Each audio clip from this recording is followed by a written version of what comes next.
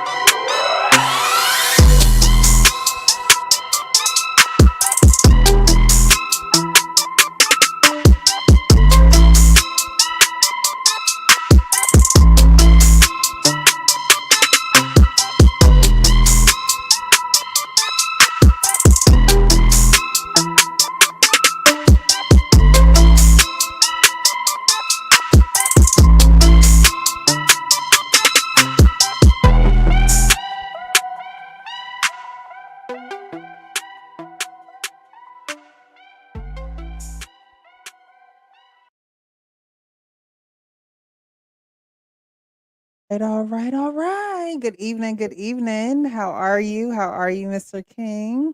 What up? What up? Good to be here. Seems like it's been a minute, but I'm glad It to be has here. been a minute. It has been a Yeah. minute.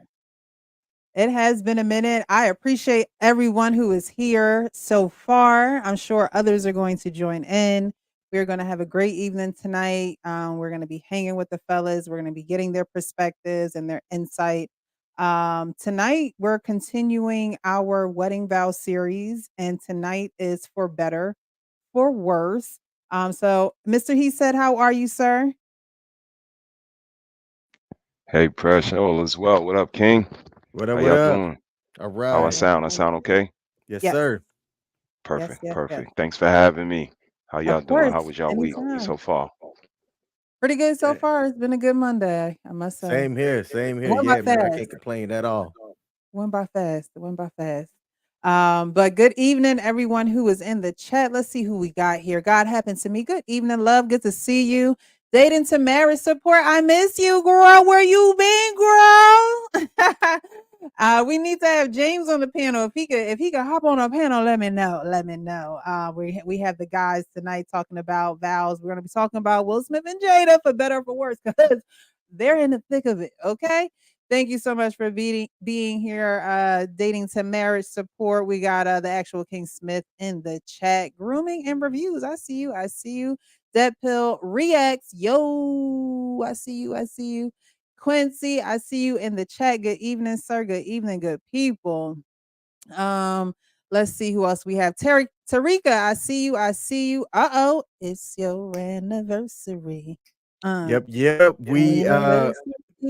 and God happen to me celebrated our anniversary on our live stream prior to Yeah, you here, said it right. and Live screen. and she surprised me with this hat that I'm wearing now. So Nice. Well, happy yeah, anniversary. Congratulations, fam. Happy anniversary. Yes, appreciate it. yes, yes, yes. All righty. And who else we got in the chat? I see the world class. Thank you so much for being here. All right, y'all. So we're gonna get into it. First, y'all know this used to we always used to kick this show off with mixed messages, is where we read text messages and we see where things go wrong. Um, I might include that in my Patreon. I might include that in my Patreon actually, because I think a lot of times we read into text messages too much. Maybe we say the wrong thing. Maybe we don't know what to say. I think that'll be something good to add to that final tier on my Patreon, guys. Whenever you have the opportunity, definitely go check out the Patreon. We keep it real. I'm helping others keep it real through a process of hot, honest, open, and transparent. If you have been here at my channel, you know that is what I talk about. That is what I push. You can't be real with others until you are real with yourself. And so that's what we're going to be doing over on Patreon. We're going to be working. Okay. We're going to be working. Good evening, Mr. Hank. How are you this evening? Good evening, all. How y'all doing today? Doing good. Muy Pink. bueno. Brother Hank, what up, bro? It's all good. It's all good. All righty. So the text messages that we're going to get into, I believe King is sharing his screen. Now, I got my phone because I'm blind. So I'm going to be reading from the phone, but I'm going to put these up here. Okay. We're going to start with these messages. Don't know if they're mixed messages or just messages, or if someone's dodging a bullet. We'll see what's going on here. But I think I started off, right, King? Yep. All righty. So the date was fun. Thanks. Oh, you're welcome. You're suggesting next time. You there? There won't be a next, love. I don't want to waste time, but you ain't my type. I enjoyed the date and conversation. I just feel we're not compatible, if that makes sense. I can respect a woman that's honest. What is your type, though, if you don't mind me asking? I like a man that takes charge. You kept asking me what I wanted last night. You brought me to a restaurant you've been at before, so I expected you to suggest what I should get. It's like you let me lead the entire date, like you didn't know how to take control. Does that make sense? No, it doesn't actually. Look, this was our first date. If I controlled the entire date, you'd say I'm too controlling, right? I wanted you to be yourself. How come you didn't tell me after I took you home that I wasn't your type? You kissed me and said you couldn't wait for the next date. So this is too confusing. I don't remember saying that. I must have been drunk. What I'm saying to you now is honest. You would go far in a relationship if you took control and didn't mind picking things without relying on a woman to tell you. Are you always like that? It's a major turnoff. I wasn't trying to turn you on.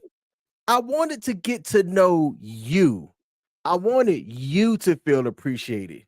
You saying that you was drunk is an insult to me. You had one damn glass of wine. You would go far in life if you got to know someone. You're judging me off of one date? Have a good day. Now you are being mad sensitive because I was honest with you. Glad all I did was kiss you. There's no need to keep my number. You can delete it and go your way. Love, take care. Remember what I said, kissy face. I don't need your advice. I took a chance on you even though you have a kid. I took a chance on you even though I had to pick you up because your car's in the shop. You come with the baggage and the problems, and I still took you on a field trip. You would go far in a relationship if you stayed quiet. I see now why you're in the position you're in, judgmental Keita. Look in that mirror and remember what I said. Now you want to take charge and have balls. Where was that last night? I didn't know I was dealing with a masculine female. I'm done with this discussion. Now you got me turned on. What the? You crazy. Crazy about you, boo. Wow. Blocked. All right, y'all. So after hearing that text exchange between the lady and the man, what do you guys think? Because a lot of times, like I said, you can be texting someone back and forth and it takes a crazy turn. Like at the end, it takes a turn. Like she turns out to be crazy. Um, do you think that he should have blocked her right up front? How do you guys, how do you guys see that text messaging going back and forth? What do you get from it?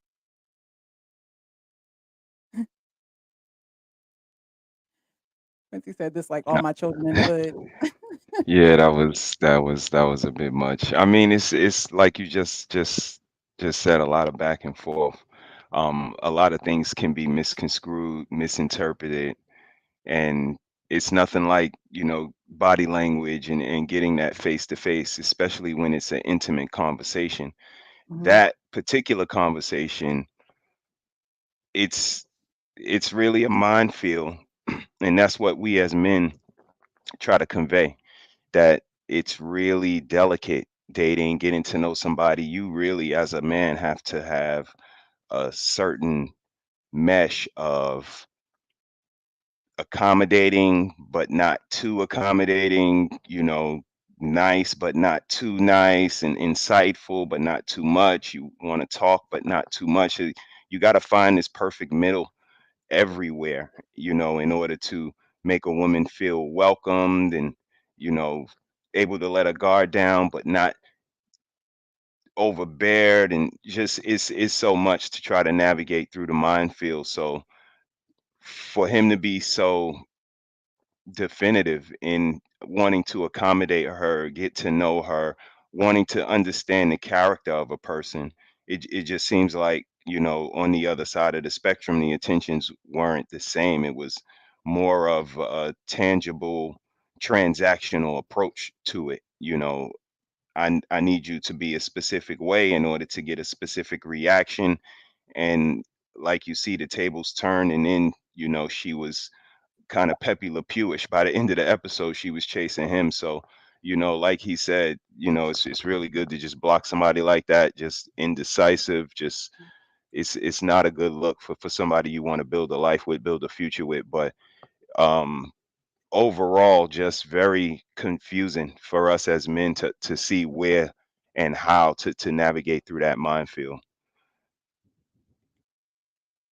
I agree. I agree. Hank? Oh boy, Rob, oh boy, Payne threw me off, man. I seen the whole show with the glasses and shit. As soon as you pop, God, what we doing here?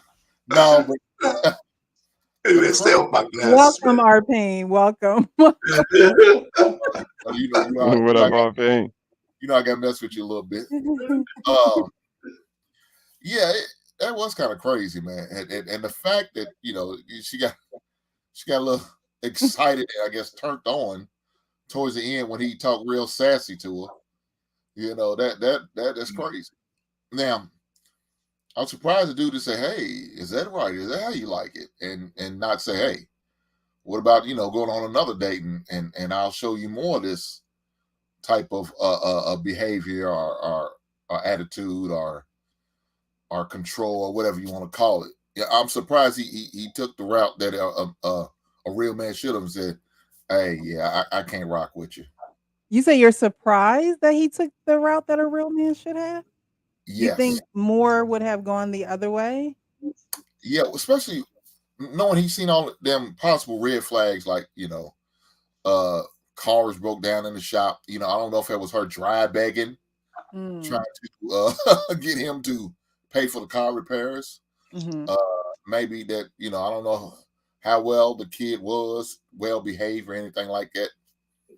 That could possibly been a red flag for some men. Um, and to seem, some men okay with women biting back at them. Some guys are turned Mm. on by that shit. So I don't know, but hey, it is what it is. But he seemed like he took the best route approach, and probably the one that's going to benefit him in the long run. and that is, yeah, lose my number. I'm done with you. I'm gonna take one last dig and take a shot at you, but on the way out the door. You know what I'm saying? And I'm done. Right. King, if that was you for real, would you entertain that? Hey man, me 2 years ago, yeah, man, I was all right with crazy. I was all right with crazy, man. Hey, let me just raise my hand and say that me 2 years ago was something different, but now, man, I value my peace. I had to learn the hard way. I know Two, that's I right. mean, 2 years. I mean, that ain't that far out now. It's only 2 años. Hey, It's only two. uh, 24 uh, No, I'm months. kidding. That's all uh, it is, King. a lot has a lot has changed. I know that's right. I mean, I'm looking at the mental score that I see people are taking now, because once the gloves were off, they were off. You know, you weren't very masculine. Well, you had some kids. I took you on a field trip, yada yada. Mhm. So, you know, it kind of it wasn't like that way back when, so to say, when we were dating. People weren't taking this mental score, and like I said, it was just seems so transactional. You know, everybody wants to get either equal or more value for what they're given, and just, you know, in a biased market, it's just not like that. So I think we got to take the transactional approach and look at how we view relationships, and maybe examine that and then go from there. But that's it's only going to lead to problems when you look at, you know, wanting to get something for nothing, or something greater than what you're giving up. Yeah, and two, here's what I like. I like that he asked for feedback and Mhm. she gave feedback on things that is working out for her, right? So the feedback that she gave to him, that's not something that he can take and apply that to everybody that he meets in the future, because Right. people value and respect different things. But I did like that he did ask her for feedback, and I could respect what she said to him. She wants somebody that more takes charge and leads, and he didn't do that. And while I understand his reasons for not doing it, I don't think necessarily what she said was disrespectful when she was saying that, hey, I wanted somebody that would take charge from day one, right? He didn't do that. It is what it is. What I didn't like though is she said you would go far in a relationship if you took control and didn't mind picking things without relying on a woman to tell you. Um, a lot of times men there's a difference between, gathering little details that you know about a woman and then really wanting a woman to be direct so you can gather some type of details um with her or for her. So it's like she's trying to tell him how to be a man when he took her out. He spent his money. He, showed her. She said she had fun. The first thing she said was the date was fun. So he just wasn't her type per se. But a lot of times, sometimes I'll say those type of men that aren't necessarily your type up front are the men that's like trying to say, hold on, wait, maybe you need to, check this out, or maybe you need to realize that you are a little bit more masculine. I mean, obviously they're not compatible with each other, but like Mr. He said was saying that they're taking digs at each other at this point, and it's kind of hard to, you know, see who you truly are, because it's like, okay, were you suppressing some things because you wanted to be nice towards me? Because if she would have never said, "Hey, look, I don't think there's going to be another date," did he think that she was masculine to begin with and he just overlooked it? Like, he was naming all those things.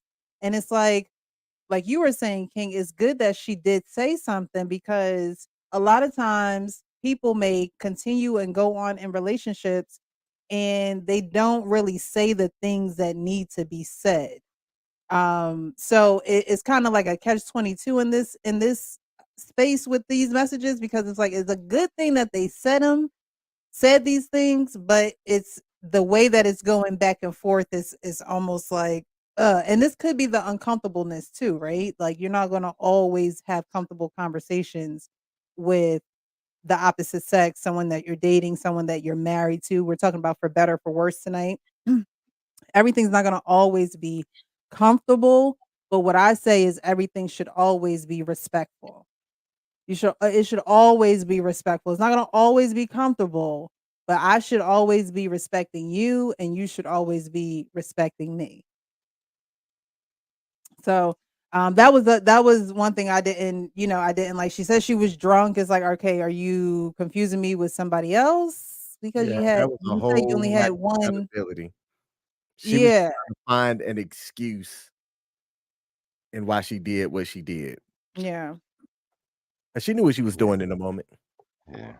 If I yeah, was to give one suggestion, I would say, fellas, be a little more stoic in those situations, because I did hear her say, you've been to the restaurant before, so she figured he would know his way around the spot a little more, I guess. But that's information that he probably gave her. I've been here before, and yeah, I know this menu, or however we talk on a date. It's been so long ago, I'm probably far removed. But I think if we remain a little more stoic and be a little more receptive to being accommodating like he was trying to be. But again, you got to find that perfect middle, fellas. I know it's not easy.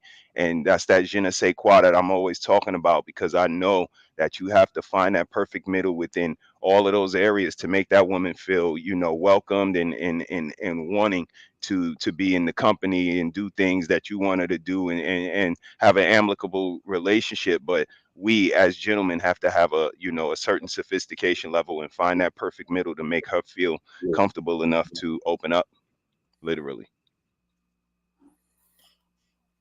Yeah, and I think with the whole situation, it was just interesting that she, pretty much just used him for the food date, and that's all it really was. She just, I guess, she wanted to say all that to, like I said, to keep it cordial and keep it in a good space on the way home, and not try to rock the boat and really make it obvious that she was using him for a meal ticket. You know what I'm saying? The whole thing. But once she got there, she felt comfortable when she got in her house and safe at home. She, I guess he's the one to initiate the text, right? And so she could just feel like she could just let her down, just tell her how she really feels. Yeah, yeah, I'm not really impressed with you. And so this, yeah, it's a bad look. It really is a bad look right now. And with what's going on with the girl with the cheesesteak, that's not a good. It's like, for those guys who already on the fence, yeah, you done pushed them all the way over now. Now they went all the way red pill, and they like, screw it. I don't understand what's wrong with Cheesecake Factory though. Like, I Me, honestly don't understand what's wrong with the Cheesecake Yeah, Factory. Like, nobody, that was a good skit to I yeah, guess no, nobody overemphasize the know. point.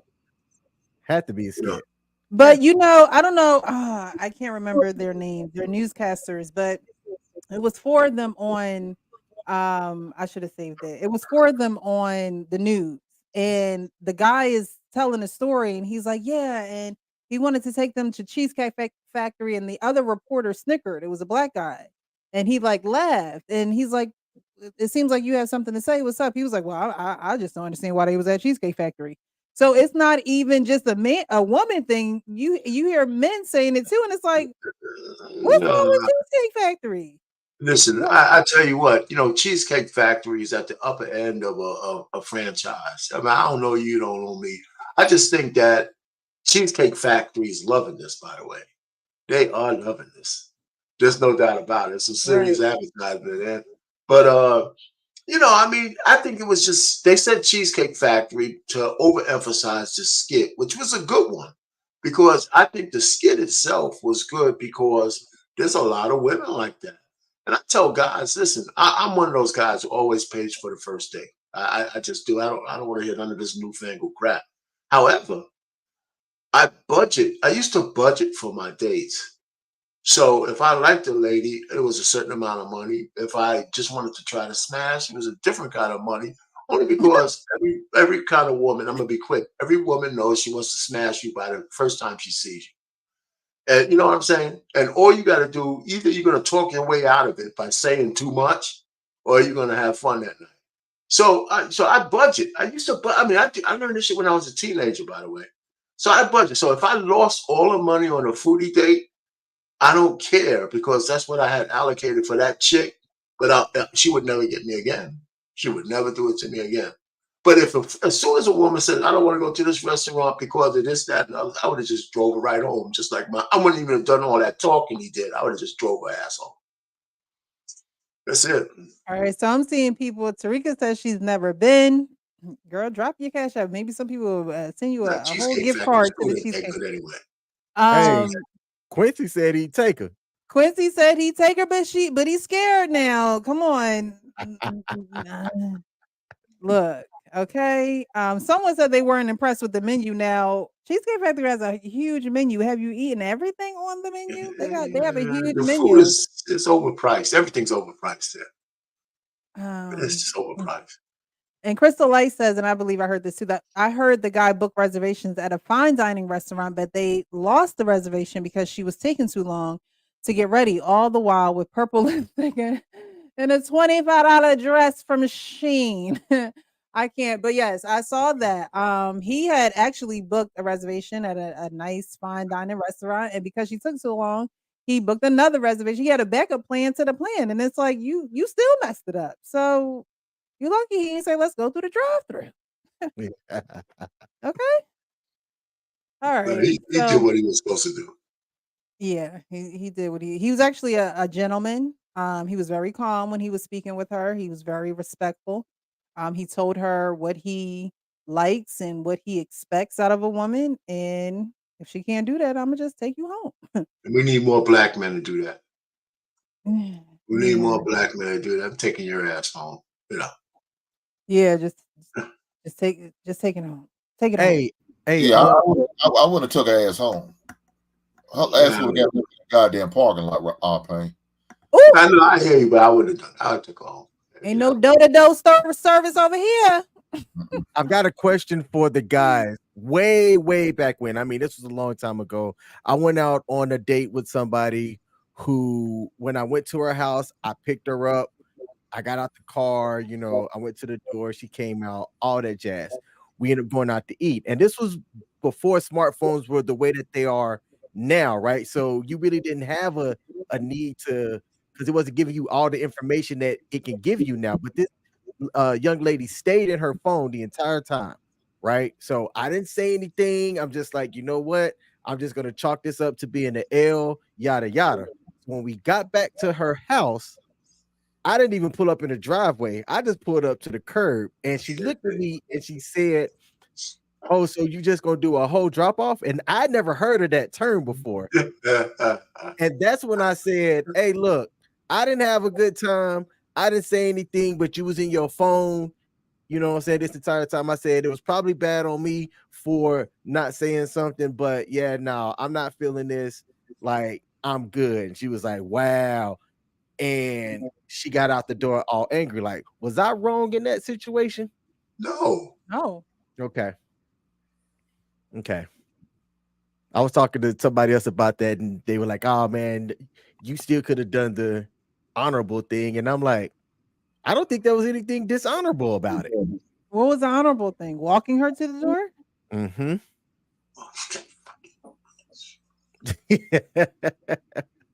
I don't know. I don't know. I believe in.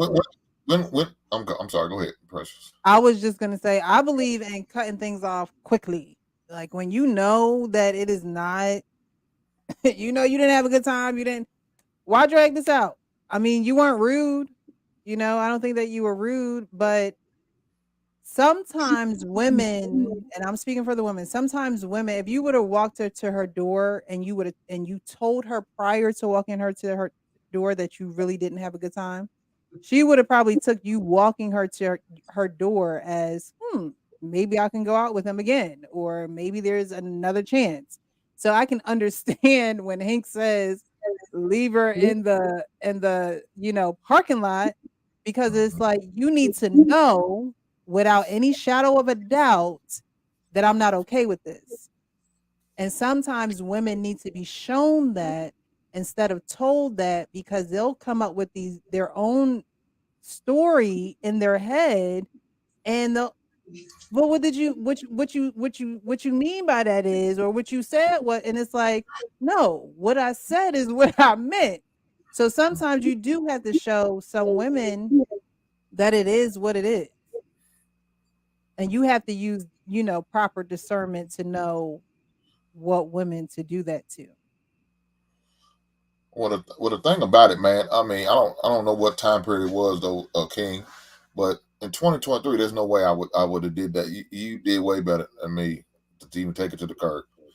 It was 23, I'm not, 2003, so it was yeah, like pre-smartphone days. yeah. I'm not picking a woman up in 2023. You're gonna meet me at the restaurant because if it goes left, I'm out.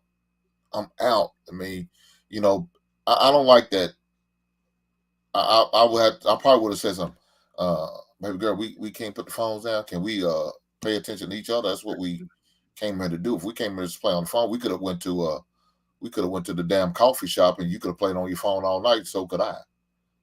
You know what I'm saying? But if you're gonna be disrespectful, because that's to me that is So disrespectful. That rude. Yeah.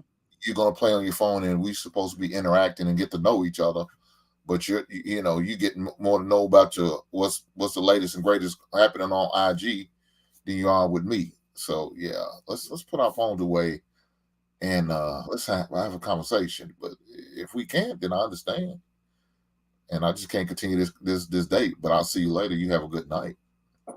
No, I'll see you later. All right, all right. Thank you for those who just joined. Y'all have some funny comments. I will cancel a date if your voice too rough. I used to take to meet women on a date at the mall to eat. Let me down easy, like the Isley brothers. And good evening, historian. Good. what's funny to me, Precious, is this is one of the it depends answers. Again, people apply Mm, it everywhere where it don't apply, but some women are a coffee date. I want to talk to you. I don't want to be anywhere loud with a lot of things going on. Like some women are an amusement park. That's where the it depends come in. But again, that sophistication, everybody just wants the latest and the greatest and the most extravagant to do what? Because if that's the first date, what's our anniversary look like? What the wedding gotta look mm, like? What do the honeymoon gotta look like? If we started at roof, Chris, goodness gracious. And then again, that's that's the part that they really don't even give consideration to, that we as men want to get that adoration out of you, get that admiration out of you. And if we start here, this is why y'all think relationships are just rocket ships, but it's not. It's a roller coaster, mm. and they not willing or ready to ride a roller coaster. Hey, can I add something to what you just said? He said, and this is funny. I was in a business meeting when I was, when I was working. There was a lot of executive women around the table, and it was a young captain who was just recently married. They were coming up on his first anniversary, and these were older ladies, right? And he started talking about what he had planned for his wife. I'm talking about, it sounded like like a $25,000 thing. And I was still kind of young. I might have been around 35. I said, Captain, man, you got to hold your horses here, man. It's a long marriage. You over here talking about something that's gonna cost you almost 20 grand. I said, she ain't gonna start to accept less as you get to these other milestones. I Mm, said, and then none of the ladies said anything, but I kind of peeped the way they were looking. They all saying, they didn't say nothing to her, but I said, "Dude, you hold your horses." So it's not just for dates. You gotta understand the nature of ladies. I mean, you can't give and then later on don't meet those expectations. right, And so right. you gotta be kind of judicious as you move through the whole thing, man. That's what I learned. Anyway, Gotta be creative. Everybody's creative, you know? Gotta be creative. Yes, You indeed. can't blow it all on one first first date Yes. or first anniversary or none of that, man. And honestly, a It's lot of things can be more so thoughtful than the traditional, dinner and a movie or dinner and a drink afterwards or something. It could be a lot of things can be, more creative, thoughtful, um, and just different. Women like when a man can give her a different experience than everybody else. So that doesn't have to be something that costs a lot of money. It's just like, oh, he's different. Like no one has ever done this for me or taken me here or went through this experience with me. So I think, and that comes with getting to know somebody before you even think about dropping a dime on them. You're gathering information. That's what dating is. You're collecting data. So, how can you be out of the ordinary without breaking your pocket and continuing to, have good memories? Because a woman might not you might not be a woman's type that she naturally goes after, but because you think differently, that's what attracts her to you. That's what keeps her, desiring you. It's like, oh, he's different. He's not gonna do the same thing everybody else do. All right. So tonight we talking about for better for worse. And Sister Jake's got something to say. And I had to play it tonight because she's TD Jake's wife. She's very humble. You rarely hear her speak. You rarely hear her say anything if you're familiar with who they are. But she felt strongly about this. So I had to play. Then by the disassembling of families and marriages, because we take 30 minutes to say the most important words that you'll ever say in a commitment, for better, for worse, in sickness and in health, forsaking all others, richer for poor. Then this new generation came along and we want to make our own vows. You know why? Because it's easy to break. Easy to say, when I saw you walking across the water in the middle of the night, shut up. Better or worse? Sickness, health, richer, poor, forsaking all others, I'ma cling to him. I had to play that because, like I said, if you're familiar with who she is, she doesn't really talk much. She really doesn't, raise her voice or, she's literally his meek and mild, lady. She will speak. It's not that she doesn't speak, but she's felt very strongly about that. And like she said, nowadays people want to make up their own vows. And the first time I saw you, you were so beautiful and blah, blah, blah, blah, blah. But getting down to the nitty gritty, for better, for worse, for richer, for poor, in sickness and in health, till death do us part, are people really understanding the vows that they're getting themselves into?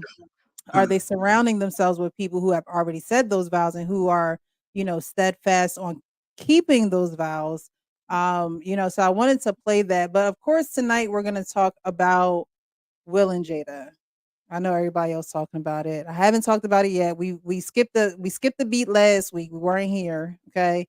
And then the week before that, we did and then we did the first vows. But I want to talk about for Will and Jada because for better for worse, with everything that is going on with them, everything that has gone on with them, one thing that you can say about Will and Jada, whether you like it or not, is that they still together. Whether it's in the dynamic that we would want them to be in, whether it's in a untraditional dynamic that they're in, they have committed to each other to say, "Hey, look," and I'm gonna play a couple clips too, of the infamous, we ride together, we die together, bad marriage for life, right? That is like their tagline. Who says that? Who says that other than Will and Jada? Bad marriage for life, right? So they have committed to being with one another no matter what happens. Now, we don't know what it say on the dotted lines and some fine some fine writing, and any type of contracts or whatever they have going on, if that is, if they do have that going on, but they have committed to being with each other for better or for worse. But before we actually dive into that, for better for worse for them, I do want to start. I want to start with this clip on how it actually all started with them. I'm married because And excuse this clip because the sound and their mouth movements are off. I don't know why, but you get the point. we only got married because Gammy was crying. Well, Gammy, this is what happened. Now, some things are, I'm going to stop it a few times, okay? Some things are hidden in plain sight. And I think that, once you have dealt with a lot of people, once you get in touch with your spiritual side, once you're able to be confident in yourself, you're able to see the world a little bit differently, right? So he says, we only got married because Gammy was crying. And then they laughed about that. They laughed about that. But that's something that's hidden in plain sight because we know that Jada was from Baltimore, Will from Philly, right? Will was married prior. He wasn't even divorced. He asked Jada to be his girlfriend 5 days after he was issued divorce papers from his first wife. He asked her if she was single. She said, yes, I'm single. Or she says, no, I'm not seeing anybody. He's like, well, you're seeing me now. Right. So it wasn't like a one of those fairy tale stories where it's just like, oh, she was beautiful the first time I saw her. And then he was in his marital entanglement before they got together and got into a Will and Jada entanglement. And then she had another one. But I just wanted to stop it there because Will is a master of making things um, lighthearted with comedy. And so I don't think that that should be taken lightly because how many times have families been the influence? And we talked about this. How many times has family been the influence on why you move forward with a significant other, why you don't move forward with a significant other, and things of that nature? So I wanted to stop there. Definitely think about that. Well, Gammy, this is what happened. It was almost as if Gammy was like, you have to get married. So let's talk about the wedding. I was like, I never wanted to be married. I don't remember that. I remember feeling very strongly and wanting you guys to be married. I do. All right, so I'm gonna stop it here because Jada obviously felt as though her mother truly wanted her to be married to Will Smith, right? And in the fashion that some of the older generation do, they have this thing called amnesia. I don't remember that. I don't know if you ever try to talk to your parents about childhood trauma or things that have bothered you in the past, and they're like, I don't remember that. Because if somebody say they don't remember something, you can't really beat them over the head about something that they don't That's why it's used remember, in court so right? much. It's something easy to just say, "Oh, I don't remember that." But what I remember is this. So Jada, I think she was in her 20s when they had gotten together. As a 20-something-year-old woman who was ready to live on a farm, didn't want to have anything to do with Hollywood. Her mom had issues with drugs. She had her past. So her mom's probably thinking in her head, I don't and Jada was hanging with the worst of them. That's what she revealed, right? She was hanging with the worst of them. So in her mom's head, she's probably like, I don't want my daughter to go through what I went through. This is Will Smith. Like, this is Will Smith. Will Smith called you? You sure Will Smith had you on the phone? So I think that's important to point out as well, because again, this may be for better or worse, but I think other factors had to do with the for better or for worse, and that's why we're where we're at. So we're going to keep going. Remember that. Yes. But I don't remember your rejection of the idea of marriage. I remember the rejection of the idea of a wedding. I didn't want a But wedding not a either. She didn't want it, I was yeah. like, I don't want to get married. And now Gammy done gone to Will crying about, I don't want to have a wedding. And now I'm being forced to have a wedding. All right. So she didn't want to get married. She didn't want to have her Yo, wedding. yeah. And then she says, now Gammy going to Will, meaning Gammy has been steering the ship the whole time. I'm sorry, Mr. He you want to say something? No, you fine, Press. I need some standards at some point. I'm gonna say that, I can't say all, but in my opinion, a lot of women don't have standards. And until somebody can prove me wrong, this is just another splash in the bucket. I could point out many other splashes, may have a whole show dedicated to it, but Mhm. you don't want to be married. You with me now. You just bought a whole house in Baltimore you never even lived in, or Maryland, or wherever you bought it. But the standards for me is really lacking. And until somebody proves me wrong, I'm gonna hang my hat on that. Where's her standards at? Mhm. Right. 'Cause, I don't know how you go on through with something. I mean, it must have been a sweet deal. I mean, I know it was Will Smith, but it's like, how do you go through? How do you say out of your mouth? And there has been, Will Smith and Jada, they are in the limelight and they talk about their relationship publicly, but there are real people out here who will say, I knew at the reception we shouldn't have been married. I knew the day after we got married we shouldn't have been married. And in my head, I'm like, I'm listening like, but you 15 years in now.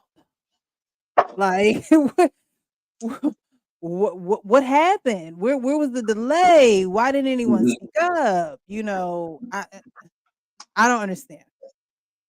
When really, I just wanted it to be the two of us on a mountain because I was like, this is serious business. Yeah, wedding was horrible. It was a horrible wedding. It was a mess. Jada was sick. She was very unpleasant. Wouldn't cope. But she was sick. She didn't. I'm gonna rewind that. Y'all, again, a lot of things are hidden in plain sight. Let me see if y'all hear it, okay? Hold on, let me go back. It was a horrible wedding. It was a mess. Jada was sick. She was very unpleasant. Wouldn't cope. But she was sick. She didn't cooperate with anything. All right. So they said it was a horrible wedding. And Gammy says Jada was very unpleasant. That's probably the nicest way she probably could say that her daughter was being a biatch, right? So she was very unpleasant. Everybody started to laugh again. And she goes, well, because she was sick. And it's like, no, because she didn't want to get married, Gammy. Bam, Like, what? bang, She bang. didn't want to get And married. Will's, I would be unpleasant too if I didn't want to get married and you telling me to walk down the aisle with this man. And yeah, now she's pregnant. It's not even like I just don't want to get married. Like I just don't want to be attached to you. Now it's like your seed is inside of me. So Gammy is like, oh yeah, no, you need to marry this man. You not about to have no, because I think that was her first child, right? She didn't have no other children before that, did she? Right? He did in his prior marriage, but I don't think she had any children before that. So these are no. her first children. So this is her first kid. So it's like now you're married. So now we have to get married. It's like her mother, Gammy. Yes, Gammy. It's like, and of all the names, right? Yeah, So his laugh didn't even seem, his laugh just don't seem authentic either. They seem forced. And every time he laughed, I said, this not genuine. he definitely has a manufactured laugh. I know someone who has manufactured laughs. They're actually similar to Will Smith's, actually. They're manufactured. They are laughs where sometimes it's passive aggressive, sometimes it's I'm going to laugh at this because it's not really funny, but I'm gonna just give it a laugh. It's a manufactured laugh. You can tell when someone's being genuine, when someone's actually laughing from their belly, when someone's actually, you can, again, when you spend enough time with people, you understand these things. and Will Smith has a very manufactured laugh. Yeah, cause he's an actor. He's a liar. Mhm. Look at Quincy's comment. No, no. Now grandma works, and that's what I see. I just see everybody trying to be something that they're not. Even if you're trying to be Right. a wife and you're not. Even if you're trying to be, a family man and you're not. Even if you're trying to be a gammy and you're not. Everybody's just trying to fit in, this round peg into this square hole, and the signs are written on the wall. Jack Mosley, it's raining, it's she's sick, she's cantankerous, and it's because this shouldn't even be happening. And with all of the writing on the wall, this is why we are where we are, because it's like they manifested this whole bad marriage. And like the lady said in the very first clip, Pastor Jake's wife, I believe, Mhm. this is why they did what they did, because this is her ideal scenario. You getting married to box office man, Mr. November or whatever he is. You got a baby in your belly, you have financial security, you probably on an island getting married somewhere. Like, you're doing a lot better than a lot of people, but that still ain't good enough. Still ain't good enough. But the conversation I was having with the missus is, what if Will Smith died today or tomorrow? Make it tomorrow even better. Let's save him a day. Tomorrow. This is what you did with his legacy, with his name. You dragged him through the dirt. When somebody go back and click on I was any thinking the of this same thing. stuff, this is what they see. How will And he be again, this remembered? is the insensitivity that women don't see in regards to us as men. We have to fight this cold world that's against us every step of the way. And even when we make something of ourselves, look. Look at what legacy can become. Look at his children. Look at his wife. Look at his name. All besmirched in the blink of an eye. One of the most loved individuals, clean cut, never cursed on his record. And look, and to bring it on a smaller scale, and then I land my plane. Imagine if that was us. This is why we behave the way we behave in this space, because if we weren't here tomorrow and somebody clicked on play to see, I don't want them to see no nonsense, no foolery. Shout out to Take Heed to the Message. No foolery associated with me. Mhm. So, my heart goes out to everybody in the situation, because it's really messed up for the children and so on and so forth. But I think we got to think about ourselves a little bit. We got to love ourselves a little bit. The people we attach ourselves to, the people we go out on dates with, the people we leave at a restaurant. We don't owe anybody an explanation. We don't owe no reasoning, no closure. Like Hink said, protect yourself at all times, man. It's one of the most valuable things I ever heard outside of a boxing ring. And it's true. Protect yourself at all times. You are worthy. Love yourself, because you will not let anybody disrespect you if you love yourself. So, thank you for having me, Precious. This is a dope conversation, and my heart goes out to Will Smith, man. Yeah. Thanks for being here. Well, I'm There's just trying more. to figure out. I mean, the kids don't love the daddy at all. I mean, goddamn, you would think they would speak up like, "Mom, you're doing too much. How about give Dad a break? Stall him out, Debo. Stall him out." Well, I mean, she ain't got Willow All writing them letters out. to Tupac. So, man, look, she man, already has her shit. emotionally manipulated. Let my daughter do some. You had to call CPS on my black ass. I'm like, man, shit. What are we doing? Damn, man. She got the kids so brainwashed they don't even want to defend the daddy. They just let him out to hang. Like, damn. It's like now. I bet you his first son. I bet he had a lot to say about her. I bet Trey, he had a yeah. lot to say about her. You don't hardly see him around, and that might be a reason because Jay's probably not a big fan of him because he's probably outspoken. He's probably the real one. Yeah, Mhm. and she don't like it, so I'd just rather have not him around. I just want my natural born kids around who I have all mind control over, and whatever I want to think in it, they'll do exactly as I say. Even to the point, like you said, she got her daughter writing a deceased man a letter talking about, "I wish you was here to make my mama happy." What the man? This shit's crazy. Word, I forgot about that. Word. Mhm. I think Willow was. I don't know. I think she was a lot younger when that came out. But I think there's some Still. dissension. No, I think there is some I don't think dissension it at this matters. point. Why are you writing another man who is not your daddy a letter No, about it? I'm not arguing that point. I'm just saying, I don't think that was a recent letter. I think the kids have grown up. They might just be a little bit more silent instead of coming to. Let me tell you, with this social media stuff, it'd be nice to hear them speak out. But then again, I don't see how that's going to really help Will, right? Because now his kids got to speak out for him, and because he's too cowardly to do it for himself. And I just think he's suffering from Stockholm syndrome. And one day, I hope he just wakes up and just say, "Listen, you know what? Take $200 million and just leave me alone." Right? Because, no, here's everything I have. You can make it back. You'll make some other money. And you'll get so much credibility back just by standing up and just say, "This just get out of my life," and let me heal. Uh, because I heard Jaden said some stuff about his mother, about her giving him drugs when they were young. They kind of quashed that, and remember the Wait, kids wanted. run that back. Say that again He because came, I know he, he and the he. son came. The son came out and said that she was giving them psychedelic drugs when they were young.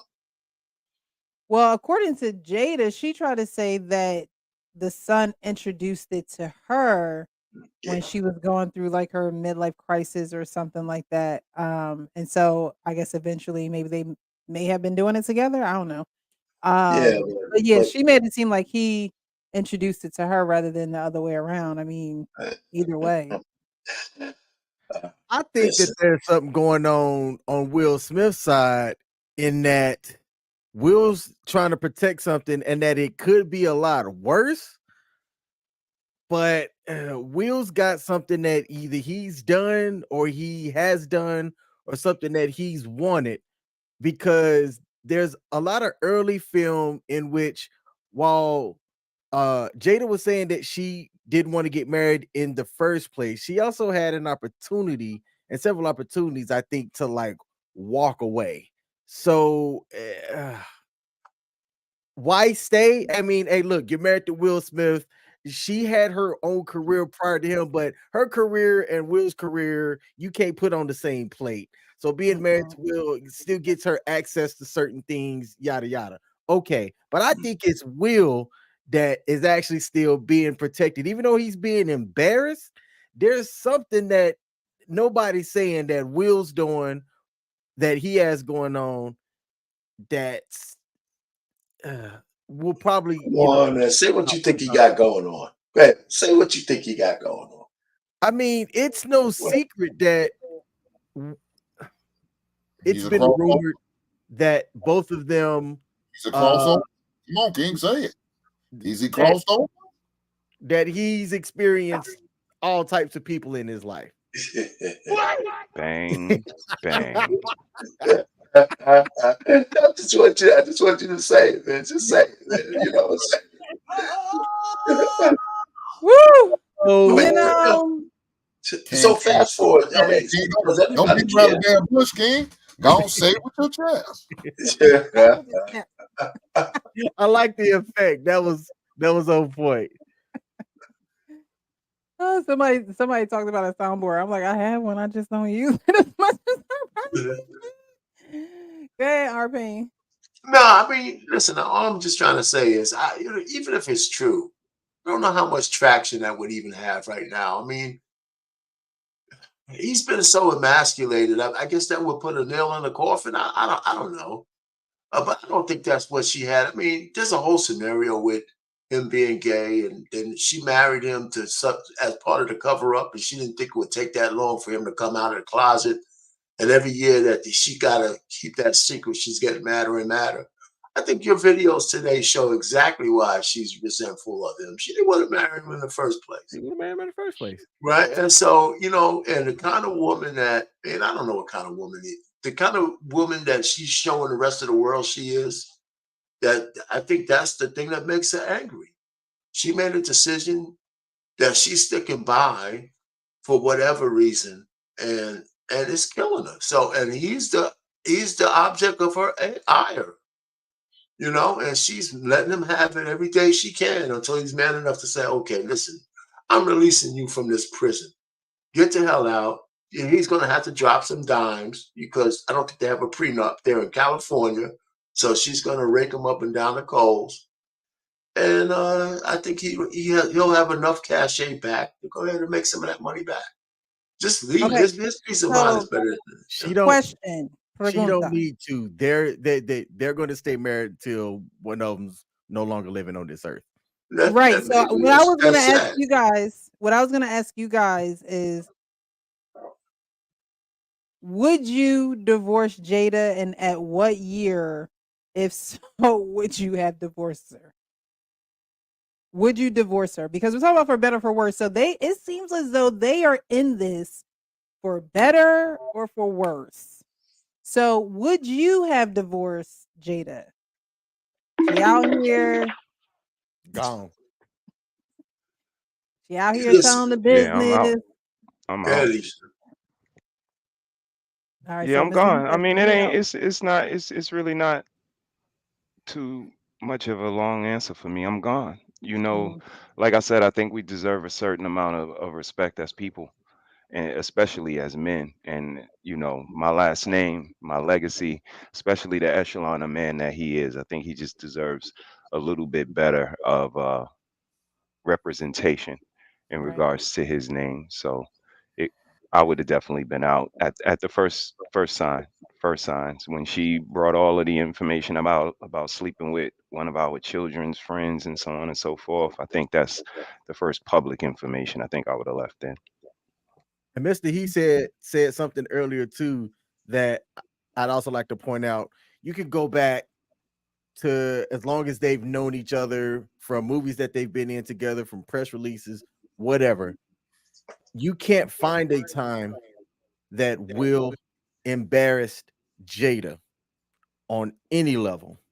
But there are countless photos, videos, interviews, Red Table Talk stuff, their own personal social media, where that lady has embarrassed Will. I couldn't find one. Couldn't find one where No, I I couldn't find I one. think no, but I think that is her career. Like, Will has his career making movies. She has her career about talking about Will. I'm not saying that it's right because it's not right, but that has become Jada's career. And I think Will is like, you got that.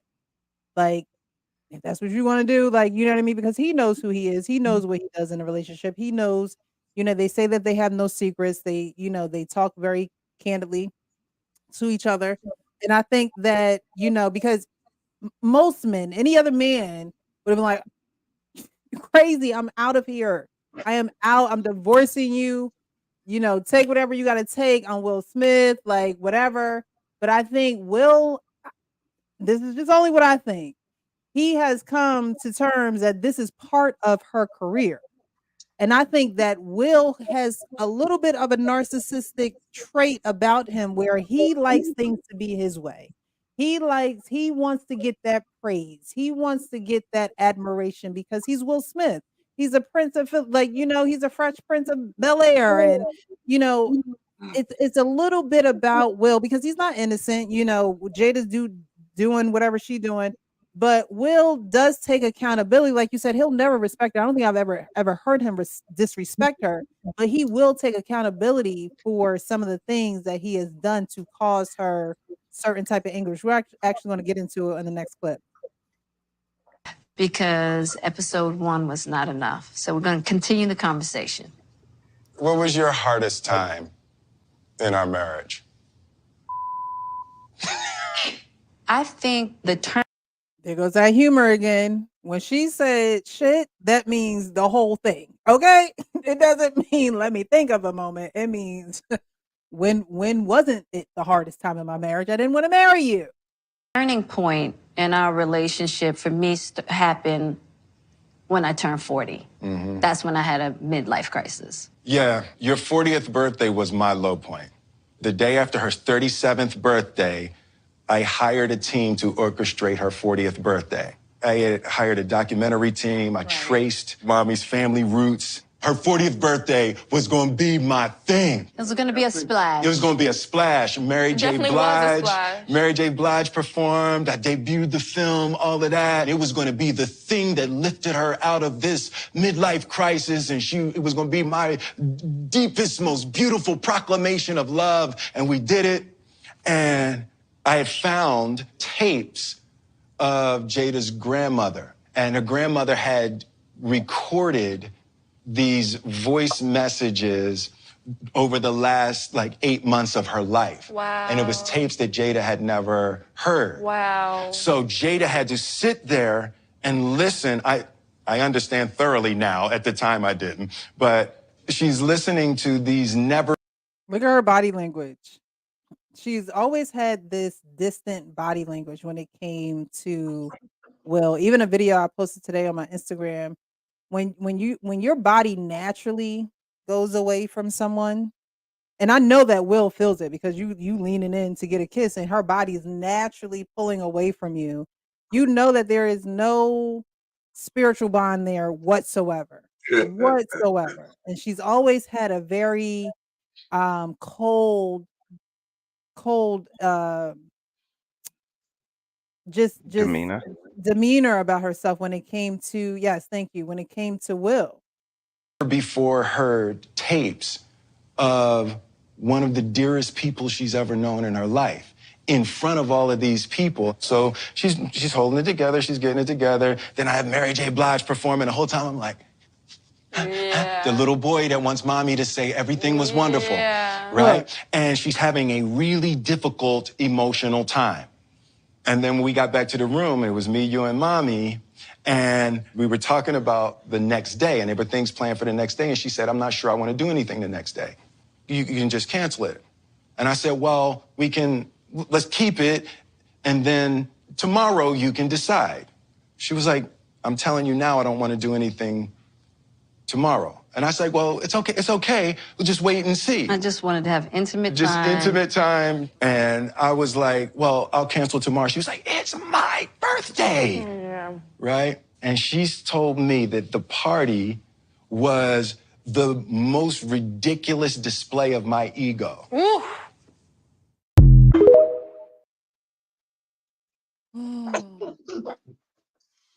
I think the tape thing. I think the tape thing was absolutely wrong. I think that part. I didn't know that part until you just showed me that. I know she didn't like the party, but dropping those tapes on her in front of everybody like that, those intimate things, that was an absolute stupid thing to do. That He really, was trying to live out the movie Hitch for real. yeah. So, Take her to Ellis Island. so from that standpoint, I got to give her a check in the box for that one. I mean, that was just Right. So of course, Will is not innocent in all of this, but again, he won't disrespect her, but he will take accountability for him doing things that were against not necessarily her will, but maybe her comfort zone. And he just wanted to continue to push because Will needed to feel good about something. Will needed to, he needed his wife, which he referred to as mother. I'm looking for my mother's approval. I'm looking for, someone to say, good job. You did a great job. I love this. And so that was his demeanor, I believe, when he snagged Jada Pinkett Smith off the market. It was like, oh, she's the worst of me. Oh no, I need somebody else on my arm. I need somebody that's going to look good. I need somebody that's going to, be a little shorter than me, make me look good. And when we're in these interviews, we're the same, perfect height. She smiles. She's beautiful. Do I really need her to love me? I just need somebody on my arm because I'm Will Smith. Right. So I think that's the attitude that Will Smith had. And he would honestly, I think Will Smith would love anyone. Honestly, I don't even think it was something that special about Jada. I think that when certain men have love to give because they may have lacked it in certain places, I think that they will give that love. Now it may needs to be tweaked and may needs to be a healthy type of giving of the love. You don't want to be manipulative because that's what that can turn into. But I think if Jada was never on the set of Fresh Prince of Bel-Air, I think he could have given that love to anyone because he's had multiple partners. We just don't know about him publicly like that. Not like Jada and her entanglement, but he's been loving women. He got his side things here and there, you know. So I'm pretty sure he's charming. I'm pretty sure he's lovable. But Jada just wasn't the one. She just wasn't having it. Yeah, that's what I saw. I saw a man that was trying to love his wife. I'm not sure if I completely agree that it was insensitive or not smart for him to pull out those tapes. He was, trying to unlock a level as far as, Mm, the video game world. But for me, he wasn't her choice. yeah. And again, that's what all of us men, we come to terms with that. We understand we're not your first choice. Your first choice was probably 5 years old, somewhere back in kindergarten. If that would have worked, you probably be with him today still, because he had that pretty hair. He was Rico Suave, whatever it was. But we know we not your first choice, but we can be your last choice. And I think that's where Will is at. That he was trying to love up on his wife. She was in love with another nigga. That nigga dead. She was in Say love with it. that nigga. Like, y'all was friends and y'all never rocked on that level, but that's where her heart was. Whether she want to say it or not, whether she want to put it in a book or not, but there's always that one. And all we can do is try to live up to, surpass, or whatever the case may be. But in Will's case, I do think it's other things going on. Somebody said, assumptions, but it's more like, accusation, suspicion, because Accusation. the whole Fresh Prince thing. I'm from New York, so that was supposed to be MC Shan, actually. And if you go and check the archives, MC Shan will let you know that Quincy Jones, they wanted him for that job, but he wasn't in line with a certain lifestyle that they wanted. He wasn't in line with what they wanted, to go with in order to concretely land that role. And Will Smith was. So, look a little bit into that. And I just think that this is just, typical of the type of relationship they wanted to pick to American society now, that, your name could be dragged through the dirt, that your wife can be, it depends, and, make up a new word for her entanglement. But no, that's Mhm. cheating. That's cheating, fellas. We all been cheated on, but the difference is we all wasn't cheated on and then interviewed by the person who cheated on us. Like, that's the thing for me when I say my heart goes out to Will Smith. Like, this, he gets cheated on by his wife. She calls it a whole nother name other than cheated on, and then sits him down and have him talking about how he messed up and you was at your low point and all of this. You the one that was in all of this foolery, I not have that me. clip too. I have that So, clip too. it's this is what they want for American relationships to look like. And this is why most men want to be women now, because women get to depict how it goes in relationships, how it goes in marriage, what we do with the kids, what the menu look like, what the house smell like. So it's way easier and more opportunistic to be a woman.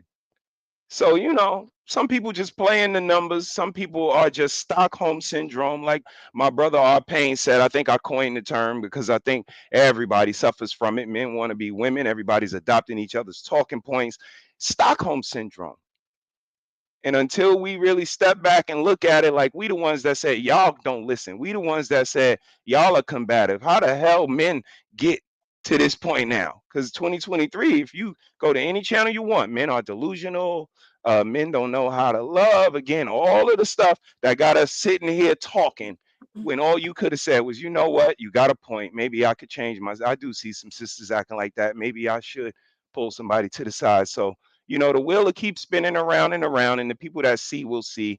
But this is, again, don't let this dictate your relationships. Don't let celebrities dictate your relationship. Hank and his lady, me and my lady, our Payne and his lady, King and his lady got a better relationship than all of them celebrities. Let me bring it back down, because we could be them. They could never be us.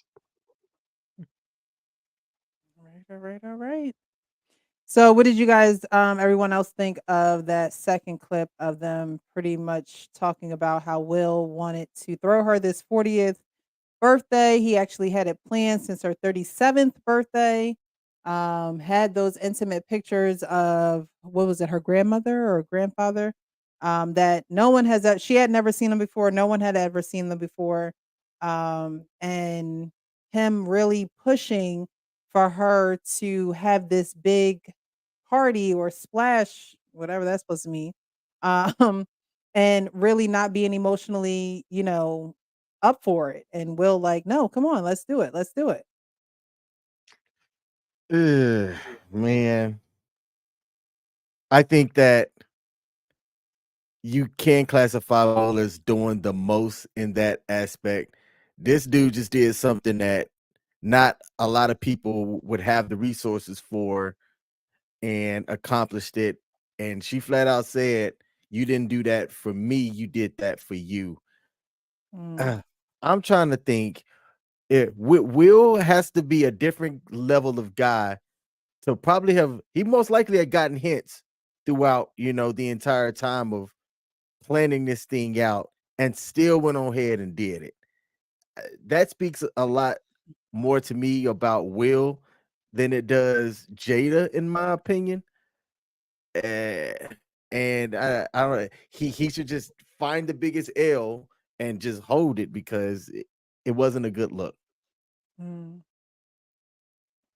And what Crystal Light said in the chat Yeah. was similar to what I was talking about earlier. You don't ever hear her really doing anything for him. Now, whether he chooses not to highlight it, she would also have the opportunity to market that essentially. And I can't think of a time where she hasn't, or where the kids have highlighted anything special that she's done for him. Yeah, it's like, sheesh. Like, I mean, even when his book came out, I don't even remember her. I mean, at least GD Mai was, praising Jeezy for his book, saying how good of a father he is. It's like, when do you really ever hear Jada, speaking highly of Will, or, praising him for the work that he's put in over the years, and, still continuing to be a good father. And it's almost like she is paying him back for making her marry him. It's like, I'm gonna pay you back no matter what. We gonna live in this marriage, and you gonna live in hell. If I gotta be here, this is how it's gonna be. And it's like, who wants to live like that, right? Who wants to live like you hate me, and we gotta walk around they ain't walking around the house because they've been separated for the last 7 years. But still, it's sad that they have to get to this point. And like Mr. He said, and I was thinking about it the other day too. It's like, how are we going to be remembered here?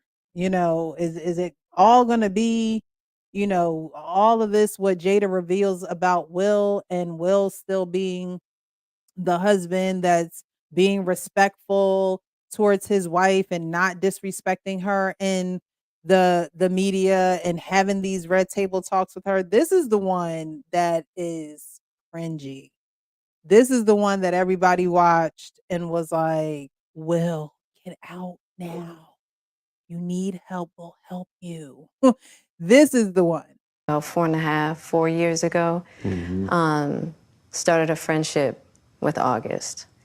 And we actually Now, became hold on. Let's go back, because look at Miss Ma'am looking like with an older August. auntie. Look at the age difference. Okay, she looking like she with her nephew. Okay. And we actually became really, really good friends. And from Look at his face.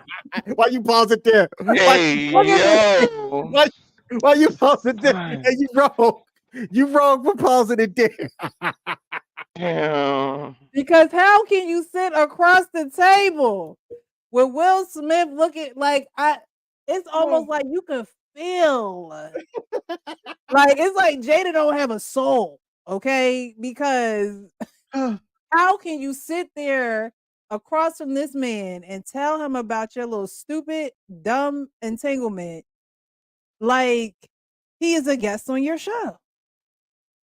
there, It's a long stare too. I must have paused it at the very beginning because he stared at her. He looking at her Okay? like, "Don't you ever disrespect me," looking like He Caillou. looked like he want to slap her. He looked like he want to slap her like he slapped Chris Rock. Okay? And from Woo! there, He chilling. you and I were going through a very difficult time. We decided that we were going to separate for a period of time, and you go figure out how to make yourself happy, and I'll figure out how to make myself happy. Well, at that particular point in time, it was indefinite. Yeah. So he said, we're going to figure out, we're going to separate for a period of time. A period of time.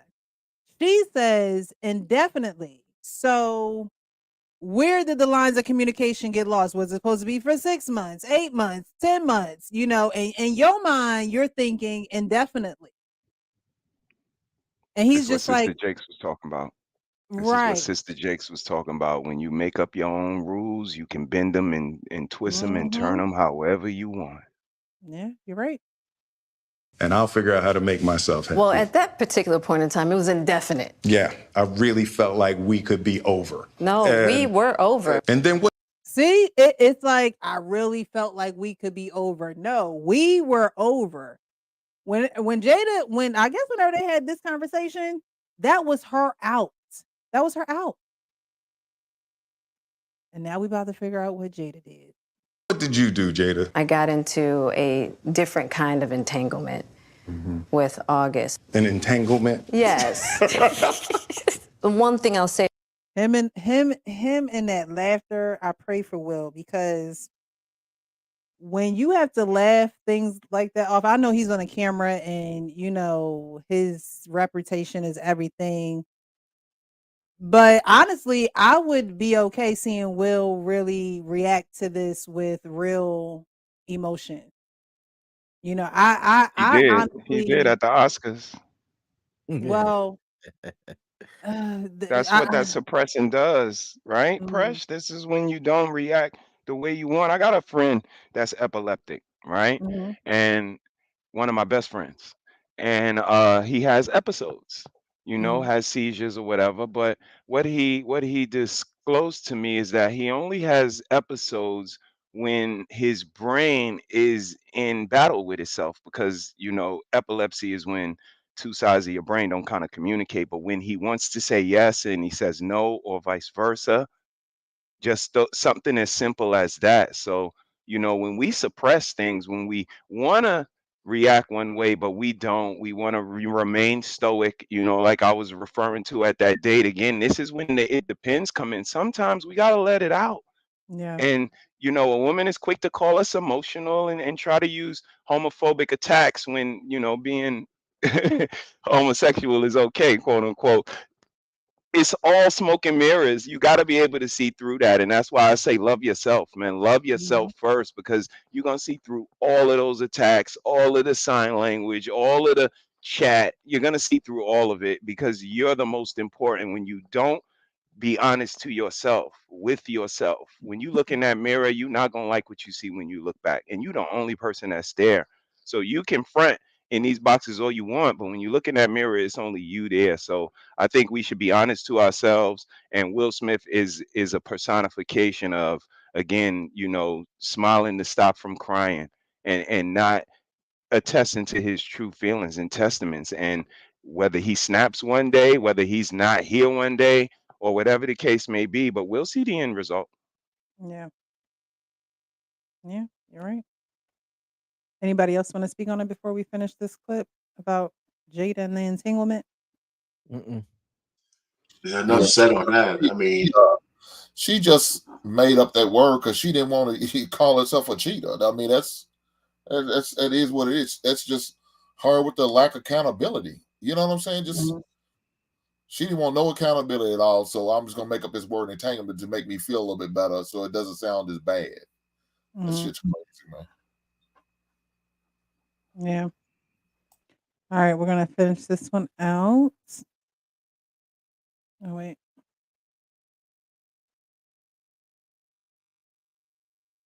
About you and I is that there's never been secrets. Right. We ride together. Hold on, because that right looked like wrong. He's there right. The for one thing camera. I'll say about you and I is that there's never been secrets. Right. We ride together, We together. Bad marriage for life. Hmm. So again, like I started the broadcast off, no one advocates bad marriage for life. Who does that? I've never. I mean, I don't know everyone in the world. I don't know every married couple in the world. Um, but they have seemed to coin that term, bad marriage for life. And so when we think of again, for better or worse, do you think that Will and Jada are a good example of for better or worse? Or do you think that they are an example of WTF? RP, I saw you come off. Hey, Sean. Yeah, I just think. Good evening, everybody. Oh, I just want to that's say what's up. Nah, Payne, go ahead. Good seeing y'all. Missed y'all. Go ahead, Payne. I'll go after you. yeah. I mean, real quick. I mean, there's no better there. It's just all worse. I think they're trolling everybody. Mm, I'm just looking at it. I mean, they got to be trolling. Especially if they stay together. He's staying with her under all of these circumstances. They just had a picture of him recently after all this has come out. He's on some kind of boat or something. Just looking yeah, like, hey, it's just another day. And no for care in him, the it's world. probably just another day. So I just think they're trolling us. Their marriage is kind of is a sham. The kids are grown. Uh, hopefully they'll recover from whatever trauma they have from having these two as parents now that they're grown on their own. But I just listen. I'm tired of talking about how emasculated he is, and for his willingly accepting it is another matter. I mean, because it just doesn't make sense, other than that they're both trolling us, right? So I mean, and I'm using the term trolling kind of lightly, or maybe a little bit off kilter, Mhm. because they both know what they're doing. They both Yeah, know what it professionals. looks like, Mhm. and Will knows what it looks like. And how could you take so much ridicule and not really be affected by it? And you just keep moving. So it's just weird to me. The whole damn thing is weird to me. That's all. Yeah, So it's because for worse. I don't see no better in it at all. gotcha. Okay. I agree with that last statement. I don't think that I understand the word trolling, but I think it's very calculated and it's very untraditional. And some might even say it's very unfortunate, but it's calculated. I think it's designed, and some people. I don't think many people will ever understand it, but many people won't ever understand entertainers. And because it's their job, or actors specifically, because it's their job to make something believable that doesn't exist or is not or is unbelievable. Mhm. And they both have worked on doing that throughout a portion of their lives. Mhm. And so, to your point, um, Payne, perhaps it can be trolling. Let me retract that, because it might be entertaining to them to see how far they can take it, or how believable they can make it before somebody gets on to them, so to speak. Which many actors, that's kind of what they do for a profession. But maybe they're getting a little bit, or he specifically is getting a little bit more of a kick out of it than most. Mm. Welcome, Ikane. How are you? Good, good, good. How you guys doing? Doing good, What up, doing Inca? good. Thanks for joining us. Yeah, yeah. You guys falling for the fraudsters, huh? Huh? You What was guys that? falling for the you guys Falling falling for the fraud you guys falling for the fraudsters, huh? falling for We're the fraud. falling for the what? The 4 star? Fraudsters, yeah. Scammers. Yeah, Well, well, no, we're okay. not falling for them, because, we understand that it is definitely, they're professionals. Um, Mhm. But my thing is, they're married, so there's a level of reality that we see and that we're privy to, and then there's a level of reality that we don't see. But because their business is in the street per se, it's easy to speak on what's going on with them and not believe that a lot of it is not real. You know, um, Jada Pinkett's body language alone says that she doesn't want to. She don't look like she want to be with this man. There's you can fake it oh but so long. And I think that her body language is very real. I think that the way that she just puts herself out there, reveal. I mean, this week alone or last week, the end of last week is Jada Pinkett reveals this, Jada Pinkett reveals that, and I know that she's promoting a book, but everything points back. Most all things point back to Will. It's like, girl, this your book about how you worthy. What? Yeah, but the thing in life is this, right? The most dangerous human being on earth is somebody that chases cloud or somebody that seeks attention, and they will do anything to get that attention. And if you don't give them the attention, they will destroy themselves and destroy you in the process. So if Will Smith wants to live long in his marriage, or maybe no marriage, but in that household, right? Or in that house, he has to play along. Because when you deal with a woman that is protected by the law of the country, protected by so many things that has to do with government, right? You have to play along. Case in point, if he said he's not going to play along anymore, she's going to file for divorce.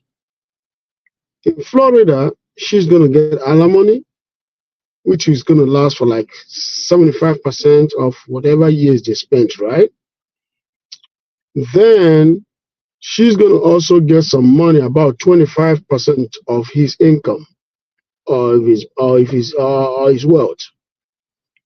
Then she's going to write way worse book and make up lies and stories to destroy him and make money off of it.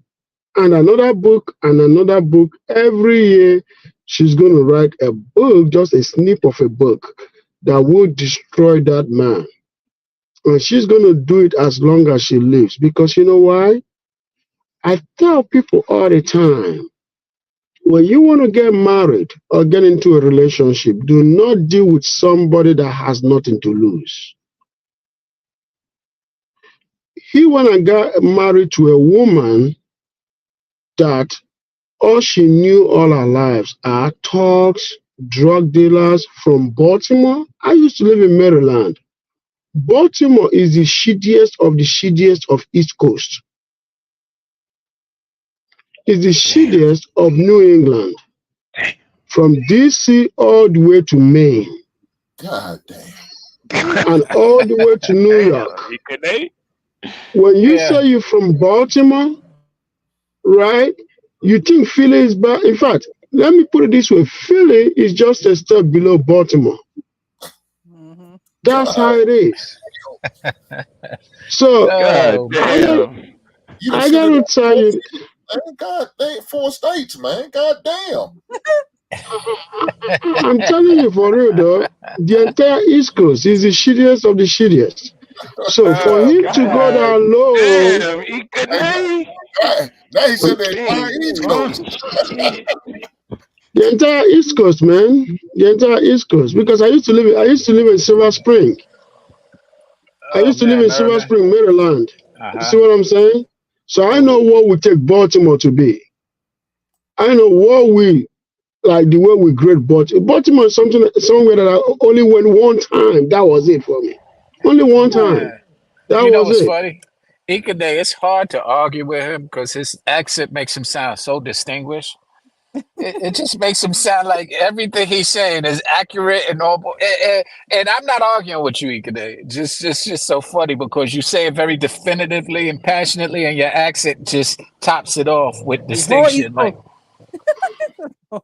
Right, the whole East Coast off. Um, Yeah, so okay, so you were saying, someone who doesn't have anything to lose. she had nothing to lose. This is a girl that came out of. I'm not shooting with from. I'm not from a rich family. I'm not from a poor family either. But I got to tell you, she came out from okay family, but she went to the hood to mess. You see what I'm saying? Oh, you guys keep talking. Let me pick up this call real quick. Okay. Well, let me say this. Uh, Africa, Nigeria is like the shittiest of shits in West Africa. Oh, stop it. Here we go. God damn. Oh man, that's how it sounds to a Baltimore person right now, Ikene. It's just the shittiest of shit. So, I mean, everywhere else around West Africa, they have culture. They don't have no scammers. But Nigeria, just the shittiest of shits. Yeah, I don't think he's with us. He's frozen right now, so he can't. Oh, okay, man. Nah, but to speak about the point of Jada and Will, it's pretty interesting because, like I said, I feel like Will perhaps, or like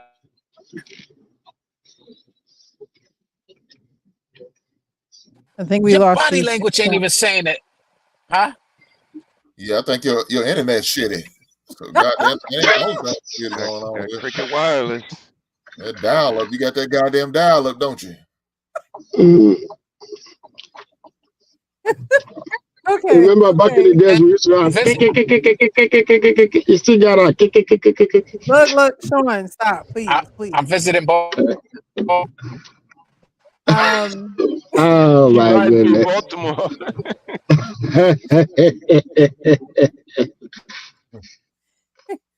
all right. Oh, One, I do want to ask you guys a question though, a couple of questions, then we're gonna get out of here. I'm gonna start with Arpain on this one. How do you how did you personally navigate worse in your relationship? Because like I forget who was saying, maybe Mr. He said it.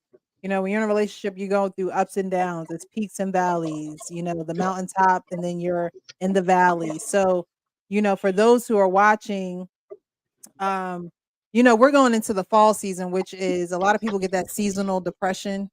A lot of people go to bed early or they just, as soon as the sun goes down, which goes down earlier now, they get this seasonal depression and s- their spouses may not even know how to deal with them or they may be going through something within their relationship and then on top of that they have seasonal depression, whatever the case may be. How would you advise someone, on how to navigate their worst and for better or worse? Now, it's funny that you asked me this. And I was ready to talk about it last week when you I know, left I'm us all sorry. high and dry. I'm sorry. But no, I was thinking about this for a while because I don't know how much I wanted to disclose. But I did ask my wife. I Mhm. did ask my wife this question. I sat down and said, listen, you know what? I mean, we got this podcast coming up and they want to know what's for better or for worse in our marriage. do we go around? Yeah, you got to go on mute, Ekene. Yeah, y'all tripping tonight. Okay. Like, He what can Yeah. is name So you got anyway, he can so name. so I asked my wife that, right? And she looked at me, and now I'm thinking she's gonna go get the little black book and rattle off a whole bunch of shit. And I'm gonna say, well, I really was that bad over these years. She actually couldn't think of what she would categorize as for worse.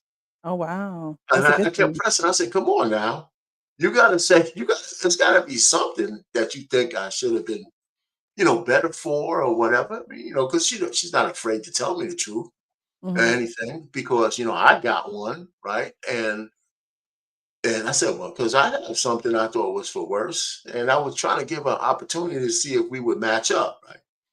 And it's funny, the conversation ended. I never told her what I thought was the worst. And she didn't Mm. ask me either. And I'm glad she didn't because I promised myself I wouldn't bring it back up. So, but of course, with me and most men, she got in her mind to do something financial without really consulting me. I used to travel a lot, Mhm. so I'm usually on books and all that kind of stuff. So she was doing something, shit went south.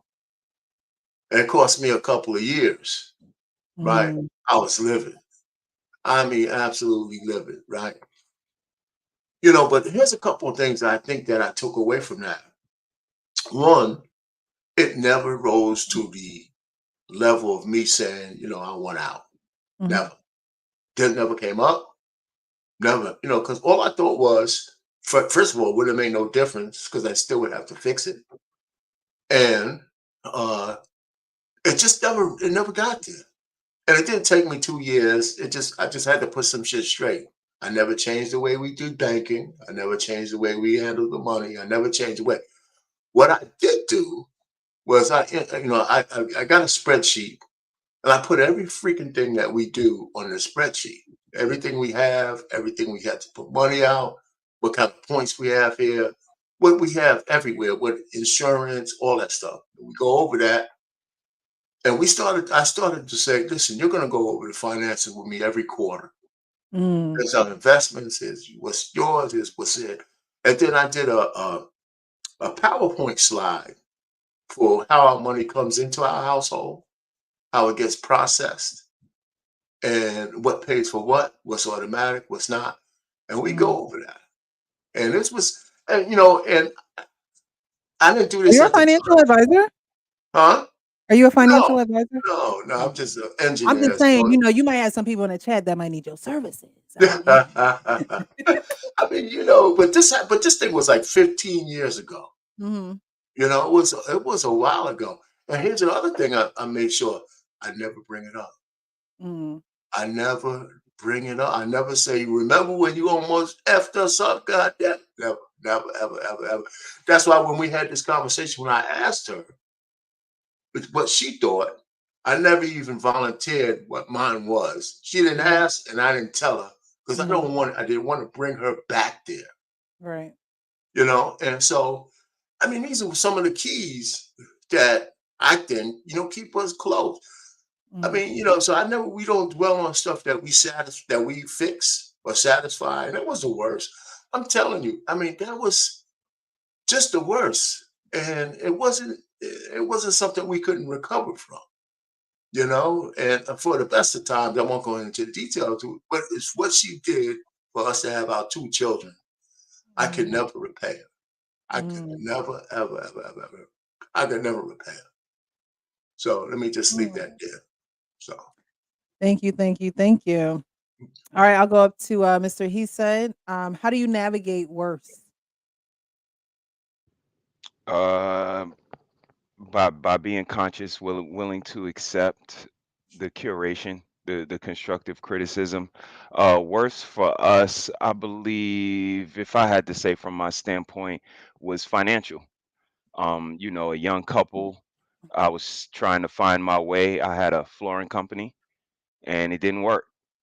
2008, the crash. It crashed, and Mhm. I had to find my way back. My brother opened up a liquor store around 2011. So, I packed up everything. I went to help him with the store. It it didn't work. Mm. So, I'm fighting these internal battles as a man that, I'm jack of all trades, master of none. I'm trying these things, they're not working, and when am I gonna get it right? And I had that married to my method. She would rub me on my back and say, it's gonna be okay. You're gonna get it. I see what you're doing. Like you moving. You're not just sitting on the couch. So when you fail, that means you trying. Mm. So you keep trying, and we're gonna get it. And her personal individual battles as well. Her worst was her personal identity. Giving up everything for her family, curating and nurturing her family. She had aspirations, she had dreams, she had hopes, she had things she wanted to do, but she had to put all of that on the back burner for her family, and she was willing and wanting to do that and understanding that that's what came with having a family, with being a wife. So she had to find her identity. She had to find what made her happy because it couldn't be me. Can't be me. If your happiness is in my hand and I close my hand, bingo. So Mhm. these are the better or worse, and this is every day. We have to consciously approach this family, approach this marriage, approach this union, approach these weeks, months, years to make it this far. And I think that that's, the thing that we understand, that it's a certain consciousness that better or worse is going to come. And that's what she taught me, that yeah, you're going to tackle a problem, but another one's coming, fool. So chill, That's so true. chill.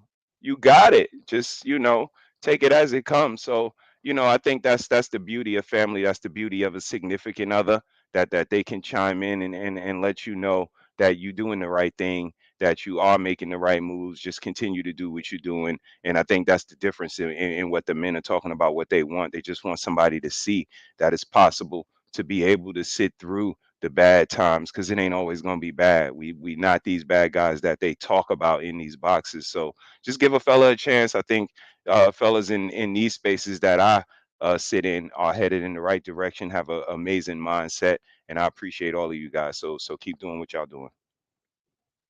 Alrighty. Thank you, thank you, thank you, Mr. He said. We're gonna go over to the actual King Smith. Um, we know you were married. You're now in a relationship. Happy anniversary again. Um, how do you navigate through worse? Do you have any methods or strategies that you would change from the past in the future or Ooh, now, I okay, should good. say? Yeah, so good question. Oh man, how do I navigate the for worse part? Well, what is interesting is that when I think about, the fact that I had a marriage that failed, like it was a failed marriage, which is interesting when you think about Will and Jada. However you want to measure their marriage, they're still in a successful one because they haven't divorced yet. But Mhm. I was in a failed marriage, and when I look back at it, that there was a lot of small things that didn't get addressed that led up to it, right? Things that my ex-wife felt like I wasn't addressing from her, and things that I felt like I wasn't getting from my ex-wife. When I look back at it, I can raise my hand and say that um I had times that I did not do what I was required to do that contributed to my marriage ending. Um, Trying to navigate the for worse part can be tricky because at times I had thoughts of, well, even if I do take care of this, are you really going to take care of the things that I've expressed to you? So, the best advice that I can really offer is continue to work on the things that you need to work on internally, address and communicate the things that you need to with your significant other. But man, I don't know if you can continue to beat something that's not working for you. On one hand, it'd be nice that, hey, if I address and said this to you and you actually went and worked on it, and boom, now we're both in a good spot, that could be great. But I think that there can be an out, or should be an out, if one person just gives up and the other person's, trying to fight for it. So I think that you navigate the for worse by continuing to be the best, person that you could be, continue to honor the things that you said that you were going to honor, and cross your fingers that you picked right and that the other person's going to do the same thing. All right, all right, all right. We'll jump over to Hank, since you were pretty much in that same boat, previously married and now on the road to get married again.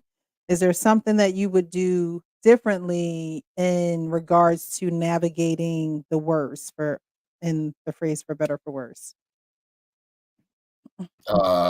Cheat. I won't do that again. Oh, okay. I just wanted to make sure we was on the right side of that. Okay. Oh yeah. No, All right. So you wouldn't do that. Okay. Okay. that's the thing that I would never do again. So that was just me doing a selfish period, making a selfish decision, doing a Mhm. selfish thing. So that would probably be the thing I would definitely change. Mhm. Hold on, I gotta stop the press because my uncle done stepped in the chat. My Uncle What Cephas up, done Unc? stepped in the chat. Hello, Uncle. Hopefully I'll see you in a couple weeks for my birthday. Y'all better put it on for me when I get down there. Just What saying, day just is your saying. birthday exactly? Hey, All right. and that's a solid uncle name too. Cephas, you got an Uncle Cephas? That is Yes, the I do. quintessential uncle Yeah, name right yeah. there. Uncle Sure. Cephas. Yeah, that Uh, that dude was born in the late 50s, early 60s.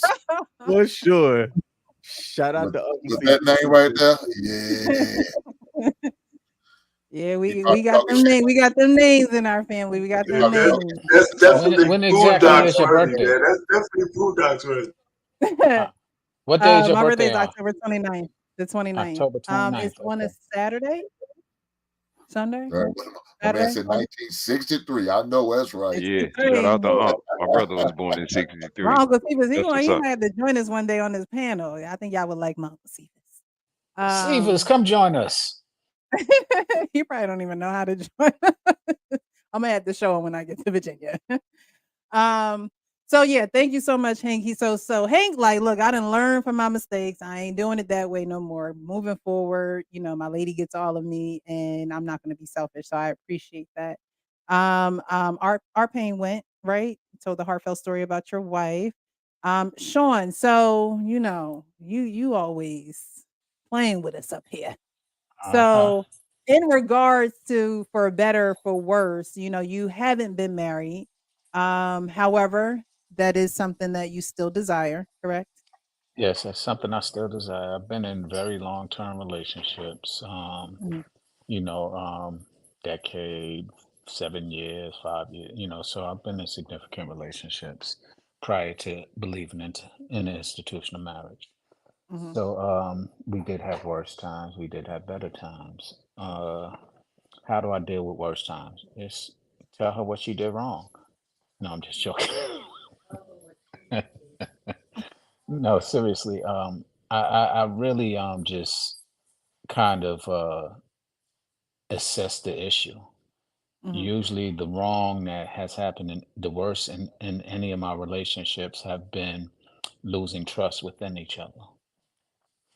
And while I learned how to have trust, or we learned how to trust one another after we got out of the relationships, for future relationships, it has been a very significant lesson that I'm bringing into those relationships is understanding how valuable trust is, how valuable, as you will always say, and I use it even to this day in meeting people, honest, open transparency is. Because honesty was really the foundation of what I thought was trust, or what the foundation or the core of trust was. And then I had to really evaluate openness and transparency and add that to the honesty, because in my last relationship, for example, I she was very honest, but the open seeing and transparency is where we had a block or lack of communication, or failure within our relationship, and it led to a lot of other things. So that would have been the worst time, and we could have been through it if, in fact, the other component, which is the last component that I'm gonna add, is we both are willing to work towards the bigger vision and goal of our union. mhm. Because somebody said it a couple of weeks ago, who is the prize? And I'm gonna embrace this forever. The union is the prize.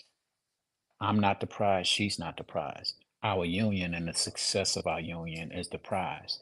And so if we both Oh, I'm sorry, the can peacock. I'm sorry, the peacock made a surprise visit. Yeah. I found a picture of Sean's longest relationship, and I just wanted to show it for the viewers. There it is right there. the funny thing Hashtag is, inside joke. Oop, that is there it hilarious. is. But If you've been that watching The Real Precious for a minute, you know what we're you referring understand to. why my nickname is the Peacock. Because of my last relationship, and through the worst time, we found the Peacock, and it was blasphemy. But anyway, no, but seriously, A rainbow in the you sky. know, and moving forward, uh, what I look for is I'm taking the time, one, to not allow intimacy to interfere with connecting with the person, Mm, because I believe that is what also has been a challenge in us being able to separate or detach. It's because we had an intimate attachment. So mm, at this point, I want to really start with the honest, open transparency, and then from there, segue into the other values and characteristics that will surround that can afford or award us with a great relationship. And more importantly, like I said, understanding and have her understand that our value is not me, it's not her, it's the union that we and the camaraderie that we bring to each other. And if we both value that and we both work towards that, I think we might be able to catch up with pain one day. mm. I don't know. Payne got them years, and he got them years, Uh, and yeah, I was joking. Payne said earlier, before I got on, he said, "Yeah, back when I was dating, I said, man, when you was dating, dates was like 25 $25 tops. That was an expensive date, man. Come on, man. What you talking about when we was talking about the Cheesecake Factory?" Yeah, I was like, come on, Payne. Come on, Payne. You can't be talking about when you was It's dating. all relative. It's all relative, man. It's all relative. No, but seriously, Mm-mm-mm. I really commend Payne for being able to sustain that, and the other relationships that have sustained long term. Mhm. And I value that, and I'm learning from hearing them talk as well as understanding some of the experiences that I had to kind of shape in between my dry jokes on how we can actually have a long, sustainable relationship. Well, I appreciate that. I appreciate that. Ekin, are you there? Nope, the Baltimore people still got him. Yes, I'm right here. So my That's question funny. is, how do you navigate through the worst? Well, I've never been divorced before, and and I don't look forward to it because it's very very painful thing to do. But He's still my visiting advice, Baltimore. but my advice to people based on what I've experienced, my case is different because I'm from Nigeria. In Nigeria, divorce is very difficult. You're talking about community. Over here, people go through divorce without family members knowing at all. Like I have a friend of mine that went through divorce, and she told her dad like a week before she signed the paper. You see how crazy that can be?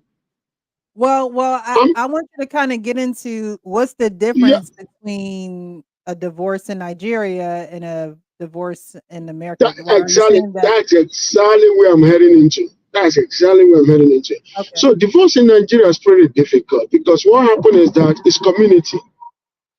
You see, over here, family members, but in Nigeria, the very moment you guys argue, family members step in. And the thing is this, you have the family members are your therapists, they are your counselors. They are everything that you need in order to survive in a marriage. Your mom is going to show up, your dad is going to show up, then the man's dad is going to show up, the mom is going to show up, the siblings are going to show up. They're going to intermediate. They're going to discuss all these things. You're going to have to tell them how it started. You have to explain yourself how it started, both the man and the woman, the husband and the wife. They both have to explain family members and friends. So it's not an easy thing to do in Nigeria. Even here in the US, it's somehow difficult for Nigerians to divorce here, but they have that freedom to divorce here easily. So how will I navigate it? I'm going to have to involve the parents and discuss with my family members. I'm going to discuss with people that will tell me that I'm doing something bad, not people that will affirm what I'm doing.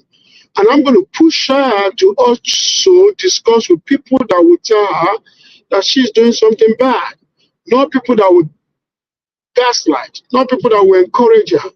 You see what I'm saying? Because I remember when I had issue with my wife, We almost went our separate way last year before we finally, threw it away, and now we have a baby. You know what I mean? Well, our baby is like 9 days old. So what we did is that I got our parents involved. So I forced her family to have conversation with her, but doing it the way we're doing in Africa. And to them, it was an eye-opening. And to me, it was a way of saving the marriage. And to her, it was the best thing that ever happened to her because she didn't want to go through it.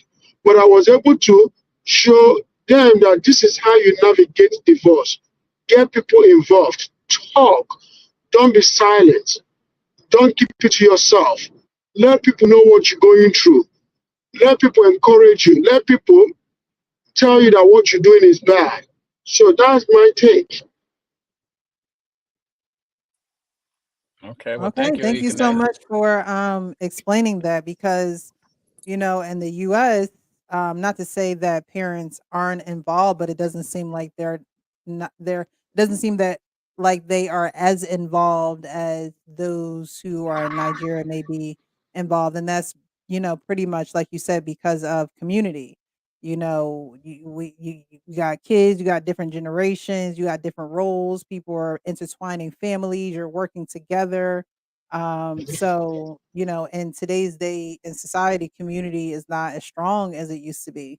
Back in the day, you could go to your neighbor and tell them that you saw their kids, acting up or disrespecting somebody, and if you were lucky enough, you had the autonomy to correct them in love. And nowadays, it's just not like that anymore. So, thank you for explaining that.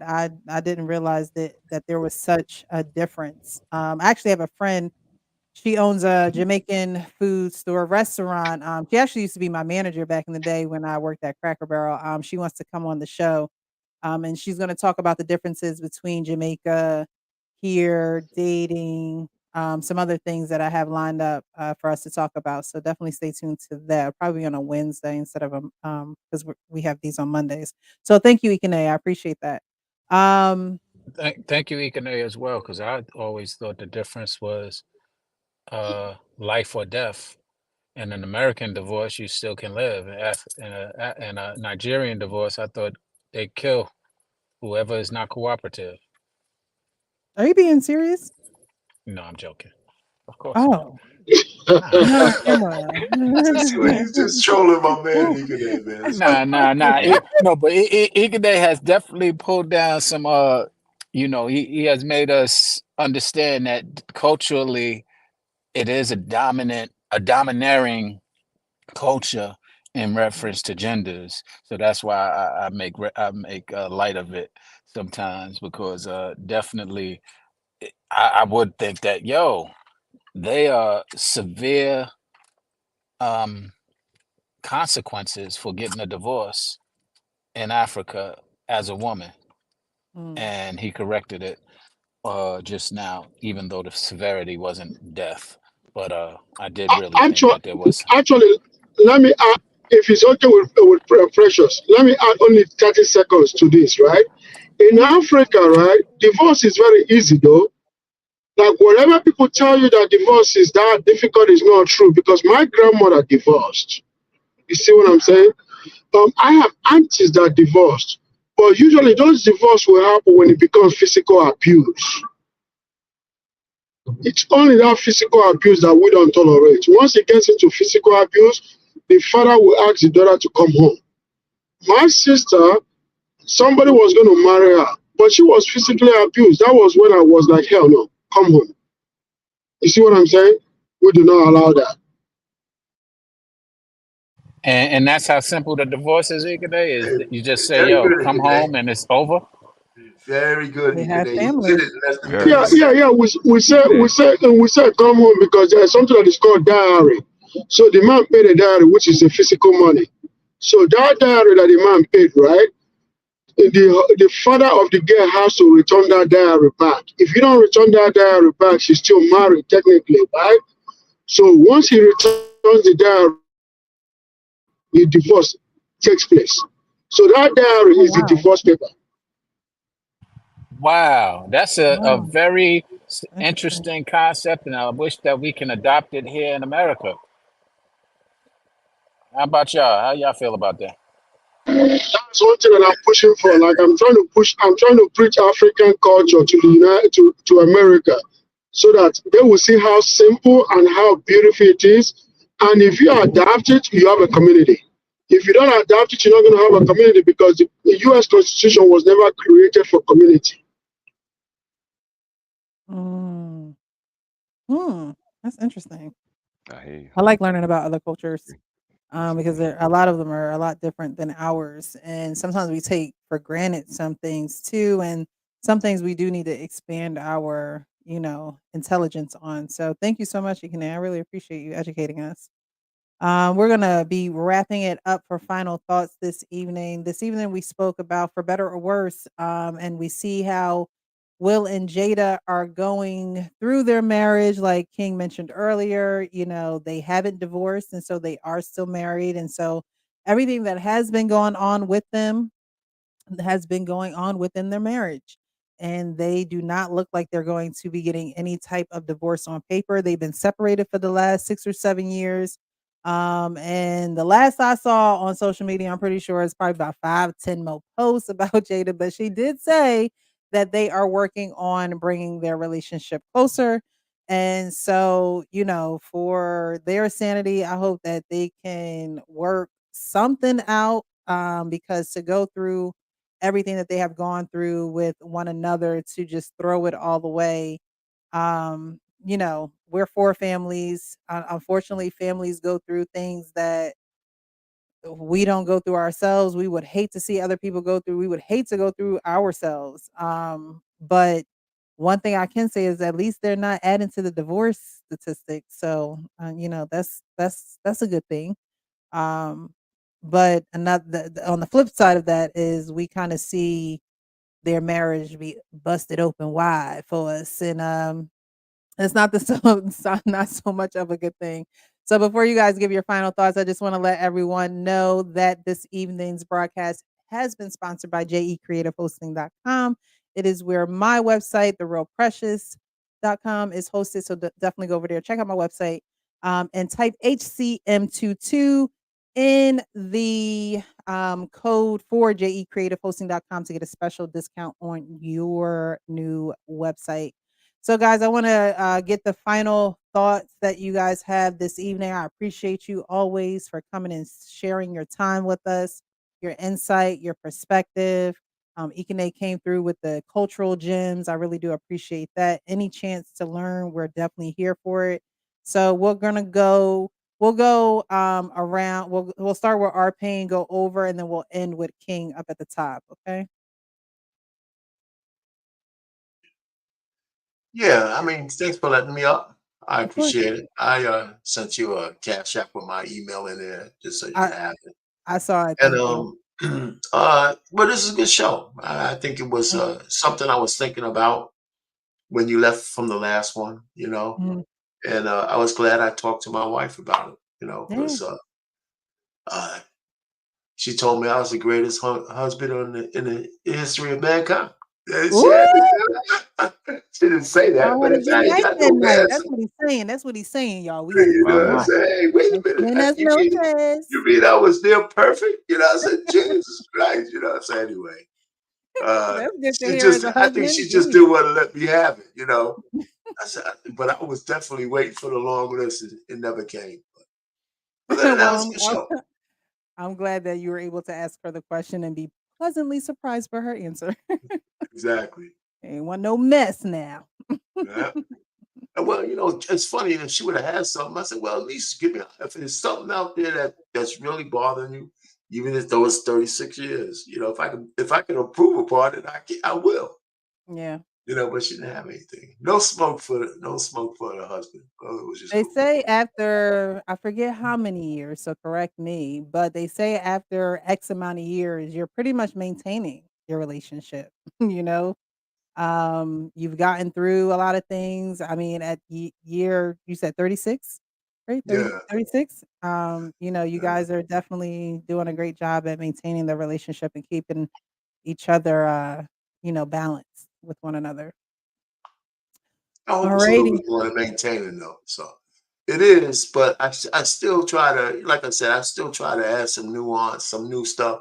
Like she, like I said, around 5 years ago or 3 years ago, she told me a story that she never told me that Mm, how it impacted her. I said, well, why you ain't told me this all this time? She said, I said, it was something new. It wasn't nothing bad, but I said, that's something I didn't know about. So that was a long time. It still was over 30 years. So, right. sheesh.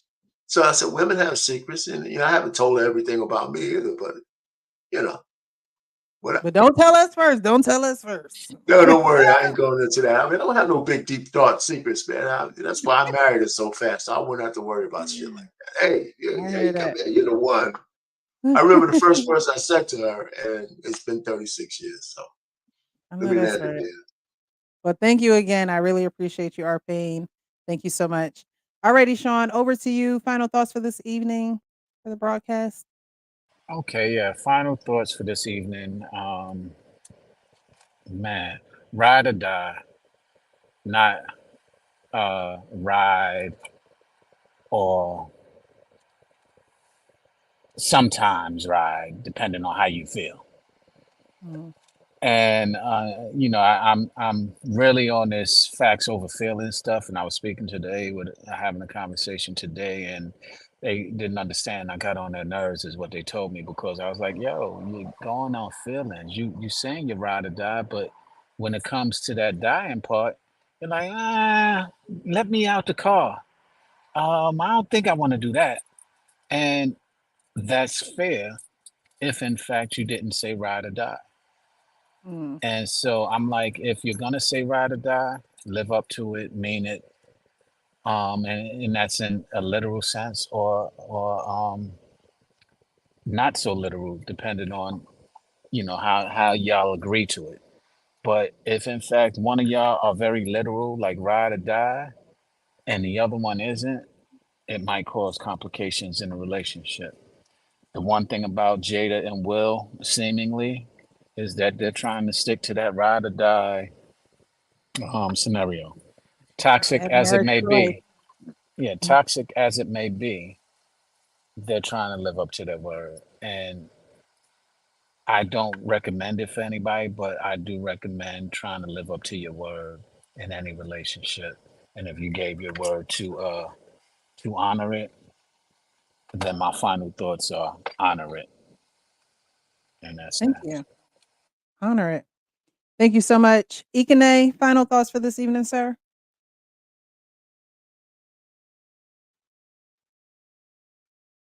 Ikane. Ooh, okay. Well, it was good while it lasted. It was good while it lasted. We'll go up to Mr. He said, hopefully Ikane comes back. He probably just hit the wrong button, honestly. We'll go up to Mr. He said. Final thoughts, sir? And thank you so much for being here. Of course, my pleasure. Thank you for having me. Of course, salute to my fellas, Mr. Payne, Sean, King, Hink. Salute to all of y'all, man. I'm in line with you, Precious. Family is important. And to piggyback off of Inkane, man, like he said, family is involved with the divorce. Family gives the ultimate say so. Family needs to hear what's going on, and that's the reason why we look the way we look here, because our families are terrible. That's why we got to sit in a room full of strangers and say, hi, my name is Sean and I'm addicted to heroin, Mm, because our family, the people who's supposed to be non-judgmental, the people who's supposed to listen to our problems, they don't do it. So we got to go to a room full of strangers, and until we understand that, and that's the power that you have, you can create your own family. I know the families we came from. I know, not all of us, not all, but I know the families that we came from. I know the family I came from. I had the power to create a different narrative with my own family, and you have the same power too. So, that's what I think is the most operative and the most opportunistic thing to look to, that you have the power to change. You have the power to create this functional, healthy family that talks and has family meetings and balances the budget and has family rules, and you can create that. So, you know, don't think otherwise, cuz it's possible. Thank you for having me. This was dope. Great conversation with the fellas, and I'll always be here when I can. Thank you for having me, Presh. Thank you so much. I appreciate you. Shout out to Mrs. She Said. I see you in the chat, love. Always great to have you and your husband working as a team, getting us right out here in these streets. Okay. All right, Ikene, you dropped off. I figured that you hit the wrong button, but we're going on with final thoughts, sir. Yeah, yeah. So for my final thought, what I gotta say is this, right? Um, Marriage is a very strong and unique institution. One thing I always say to women is this: marry a man that loves you. And I said to a man, marry a woman that respects you. Don't go seek love from a woman because guess what? She's good in the morning, feel nasty at night. So her mood will swing.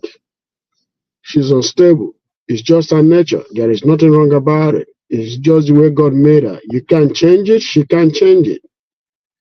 So men marry women they love, and women marry men they respect. If a woman respects you, she can always remember that respect that she has for you. And that respect is what she's going to give to you because she respects you because you are a go getter. She respects you because you are masculine. She respects you because you have personality. She respects you because your integrity has proven to her that you're a man.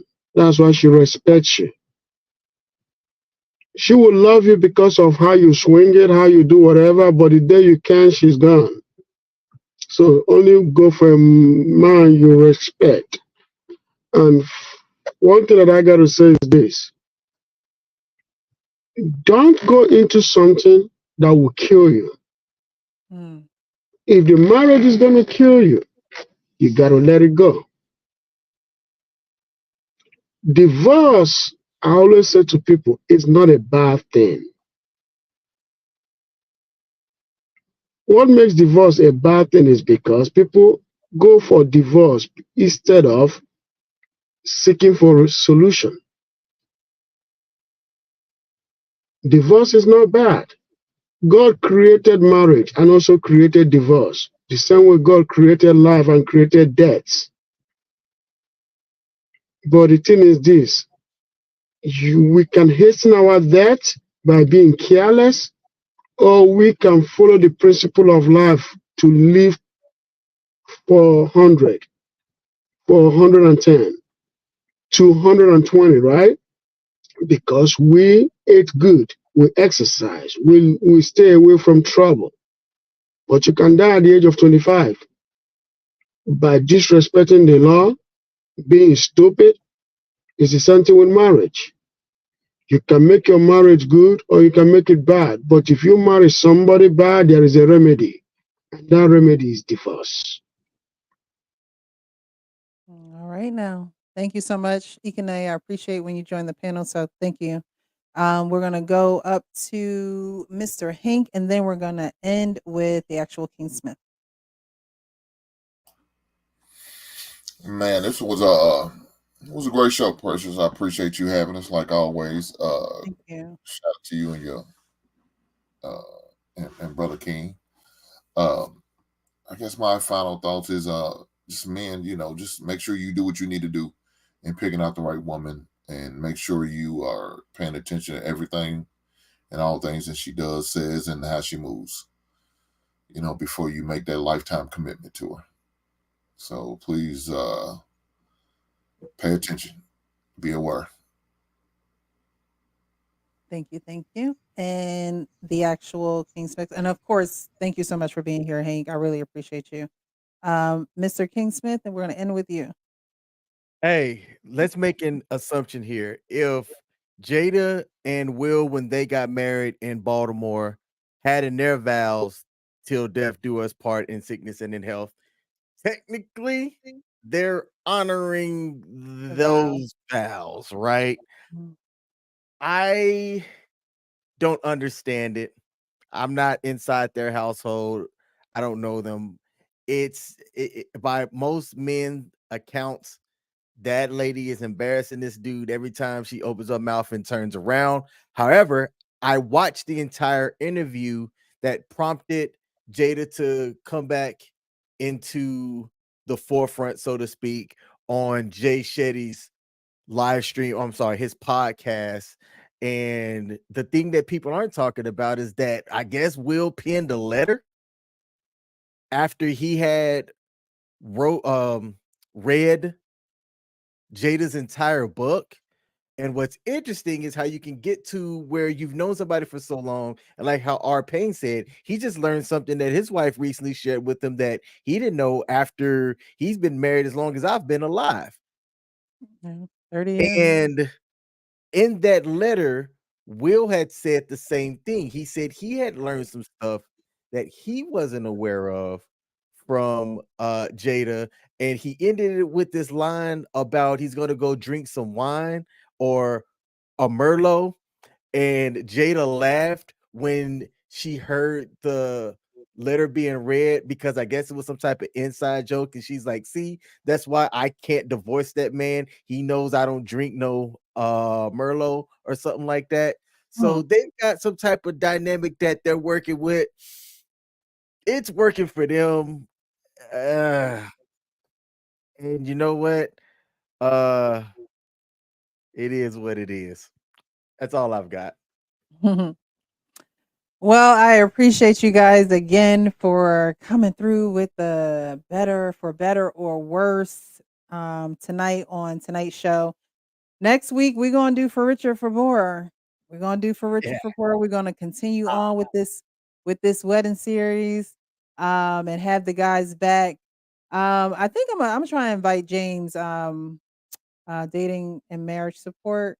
Yeah, I bring want to get James him up. on the That's my guy. panel. Yeah, want to get him on the panel. I know they got their babies, and I know they've been very busy, but I do want to try to get him up on the panel as well, get his input and insight on some of this. You know, just part of the YouTube family, people that we've met along the way. And I do honor honor and respect their opinion. They have been married, I believe, for about 8 or 9 years or something like that now. So want him to get on the panel. And if you are married, you like to join these panels, just let me know. You can probably send me a DM on Real Precious Official. Email me, the real precious at gmail.com. Just get in contact with me somehow. But thank you guys. I did receive 2 cash apps. So I appreciate you guys. Our Payne, thank you. Darnell, thank you. But as I say, every single stream, this is what my Patreon is about, being real with yourself so you can be real with others. Thank you guys so much. You have a great evening. Have a happy Tuesday. Bye-bye.